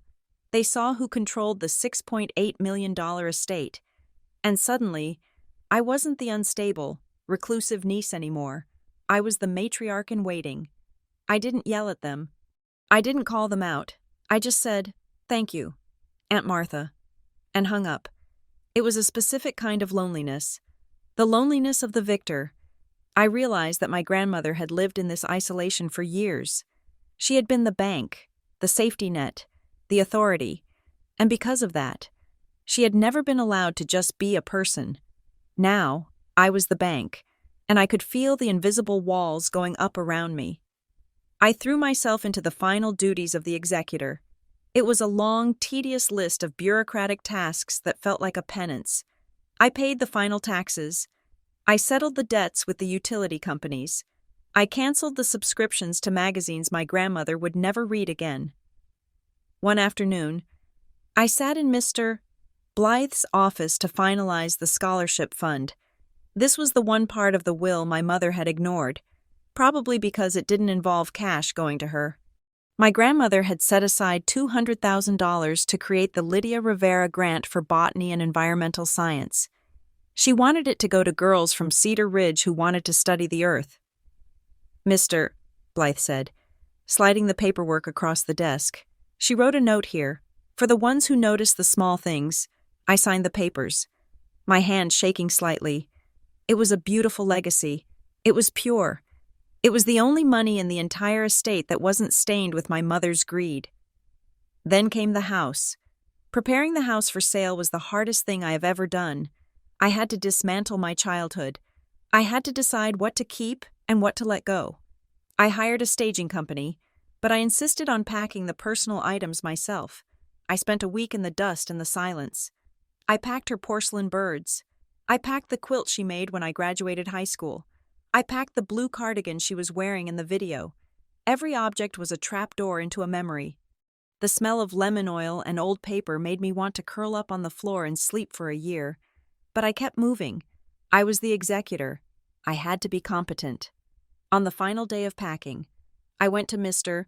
Klein's office to pick up a box of documents he had retrieved from the safe deposit box, the ones we hadn't used in the trial. "There is one more thing." "Mr. Klein said. He looked hesitant. He handed me a sealed envelope. It was thick. This was in the box. He said, "It is addressed to you. It is titled, Addendum to the Will, Non-Binding Instructions." I took the envelope. It was heavy. "It isn't a legal document, Mr. Klein explained. It is a letter of wishes. You are not legally obligated to follow it. It is entirely up to your conscience." I opened it in my car. The letter was handwritten, dated 3 months before she died. "My dearest Samantha, if you are reading this, the dust has settled. You have likely fought a war. I am sorry for that. I tried to prevent it, but I know my daughter. You have honored my legal wishes. You have protected the assets. But now I have a harder request, a request that asks you to be better than I was. Do not save your mother with money. You have likely already given her a settlement, and that is enough. Money to Elena is like water to a drowning man. It does not help. It only surrounds her. But she is still my daughter, and she is broken. I want you to offer her one lifeline. Not cash, not a house. I want you to offer her a chance to heal. I have set aside $20,000 in a separate escrow account at the clinic in Boston, the Lighthouse. It is prepaid for 1 year of intensive trauma therapy. It is anonymous. It is paid for. She just has to show up. She will likely refuse. She will be insulted. But you must offer it, not to save her, but to free yourself. You need to know that you offered her a hand, not just a check. Love, Grandma. I lowered the letter. The Lighthouse. I knew it. It was a high-end facility, neutral, reputable. My grandmother had prepaid for therapy. She had diagnosed the problem from the grave. It was a brilliant, frustrating move. She was asking me to parent my own mother. I waited 2 days before I reached out. I didn't want to call. I didn't want to hear her voice. I sent an email. Mom. Grandma left one final instruction. She prepaid for a year of therapy at the Lighthouse in Boston. The account is in your name. You just have to call and make an appointment. It is already paid for. There are no strings attached. I will not know if you go or not. Samantha. The response came 4 hours later. It was a text. I am not crazy. Samantha, I don't need a shrink. I need my inheritance. Keep your charity. I didn't reply. I had done what the letter asked. I had offered. She had refused. I washed my hands of it. 3 weeks passed. The house was empty now. The staging furniture arranged to look like a generic, happy home. The for sale sign was up. I was at work, staring at a spreadsheet, when my phone buzzed. It was my mother. Is that offer still open? Just 5 words. No greeting, no humility, just a question. My heart hammered. A part of me wanted to say no. A part of me wanted to say, you had your chance. I was terrified that if I opened this door, she would wedge her foot in it. I was terrified that therapy was just a new angle. A new way to get close to me and start the manipulation all over again. But I remembered the letter, not to save her, but to free yourself. Yes, I typed back. The account number is 8842. You just call them. Okay, she replied. That was it. No thank you. No promise to go. Just okay. I didn't know if she would actually do it, but I knew I had done my part. The closing on the house was scheduled for a Friday. On Thursday evening, I went back one last time. I told myself I needed to check the thermostat, but really, I needed to say goodbye. The house was hollow. My footsteps echoed on the hardwood floors. The furniture was gone, replaced by beige sofas and abstract art that meant nothing. The soul of the house had left with my grandmother. I stood in the kitchen, looking at the spot where the table used to be, the spot where we had eaten 1,000 dinners, the spot where she had written the note in the cookbook. The front door opened. I froze. I hadn't locked it behind me. Samantha. A voice called out. It was my mother. I turned around. She was standing in the hallway. She wasn't wearing her court suit. She was wearing a raincoat and no makeup. She looked tired. She looked her age. I didn't know you were here, I said, keeping my distance. How did you get in? The key under the rock, she said. You never moved it. I hadn't. I had changed the locks, but I had put the spare of the new key in the same spot. Out of habit. I am just checking the heat. I said, the closing is tomorrow. I know, she said. She walked into the kitchen. She looked around at the empty space. She ran her hand along the counter. It looks so small now, she said, without all her junk. It wasn't junk, I said defensively. My mother shrugged. It was to me. Just piles of paper and old birds. She leaned against the counter. She didn't look angry. She looked deflated. I started therapy, she said abruptly. I stared at her. You did? 2 sessions, she said. The doctor is annoying. He asks too many questions. That is his job. Mom, I know, she snapped. Then she softened. He asked me about you. I didn't say anything. I held my breath. He asked me why I was so angry about the money. She said, He asked me if it was really about the money. Was it? I asked. She looked at the floor. She traced the grain of the wood with her boot. She loved you more, my mother whispered. The words hung in the empty kitchen, heavy and undeniable. She didn't. I said automatically, it is a reflex, the lie we tell to keep the peace. Don't, my mother said sharply. Don't lie to me. Samantha, we are past that. She loved you more. You were the golden child. You were the one she wanted to be with. She looked up at me, her eyes filling with tears. When you were born, she changed. She stopped looking at me. Suddenly, everything was Samantha. Look at Samantha. Look how smart she is. Look how quiet she is. I became invisible. I was just the vessel that brought you here. She took a breath, her voice trembling. I felt replaced.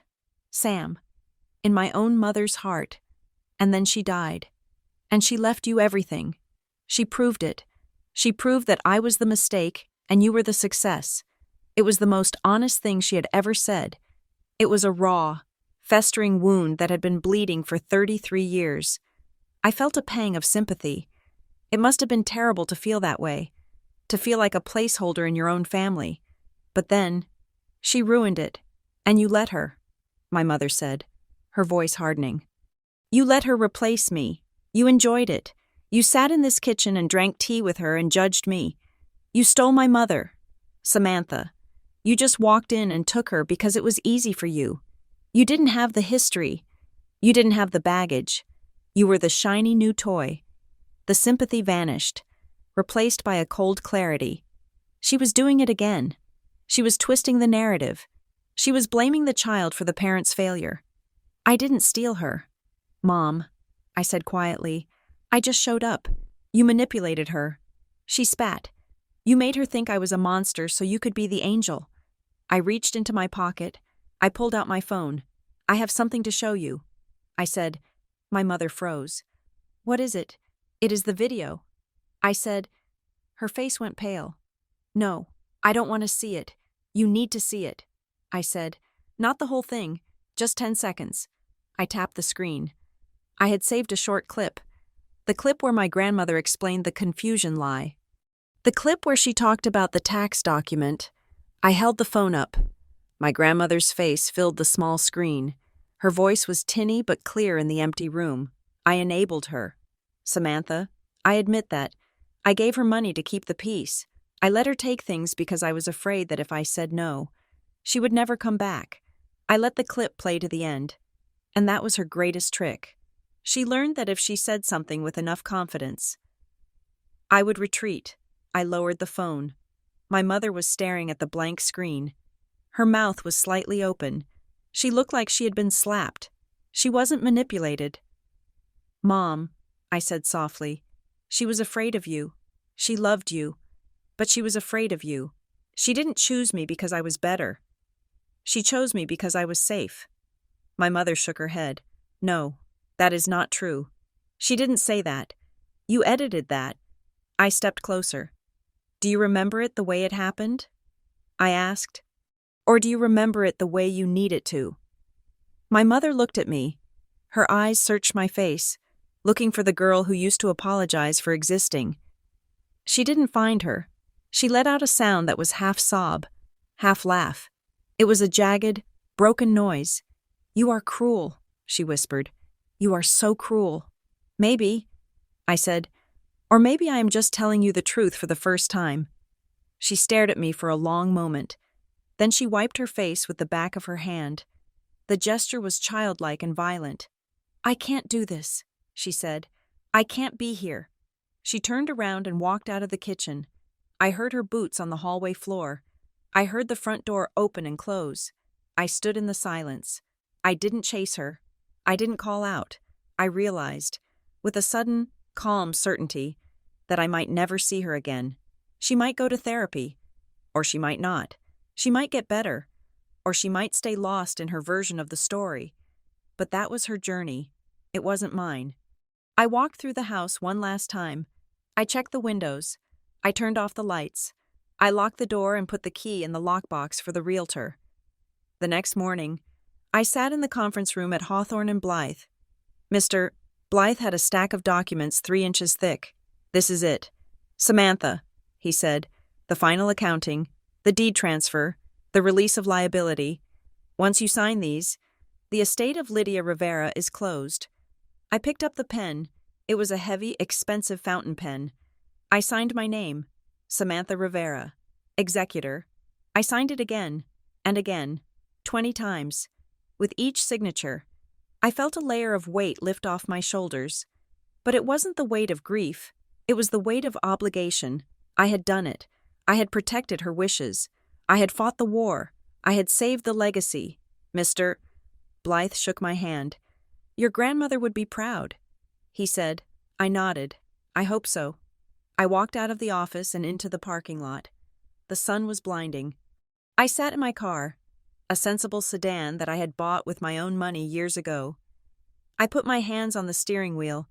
I looked at the dashboard. I thought I would feel triumphant. I thought I would feel like the hero of a movie who just defeated the villain. I thought I would want to pump my fist or scream. But I didn't feel triumph. I felt exhausted. I felt a deep, bone-weary ache. I felt the scars of the things I had seen and the things I had been forced to do. I had seen my mother's soul, and it was a dark, starving place. I had seen my family's loyalty, and it was cheap. I realized then that victory in a family war isn't about standing on a mountain with a flag. It is about waking up the next day and not being afraid to look at your phone. It is about locking your door and knowing it will hold. It feels like survival. I started the car. I put it in gear. I didn't drive toward the cemetery. I didn't drive toward the empty house. I drove toward the highway. I drove toward the bird sanctuary 20 miles north, a place where the blue jays were loud and the cardinals were bright. I had filled the feeders. I had warned the others, and now, finally, it was time for me to fly. Thank you for listening to this story. Family conflicts are never black and white, and sometimes the hardest battles are the ones fought in quiet rooms with the people we are supposed to love. I would love to hear from you. Where are you listening from today? Have you ever had to make a hard choice to protect a family member's wishes?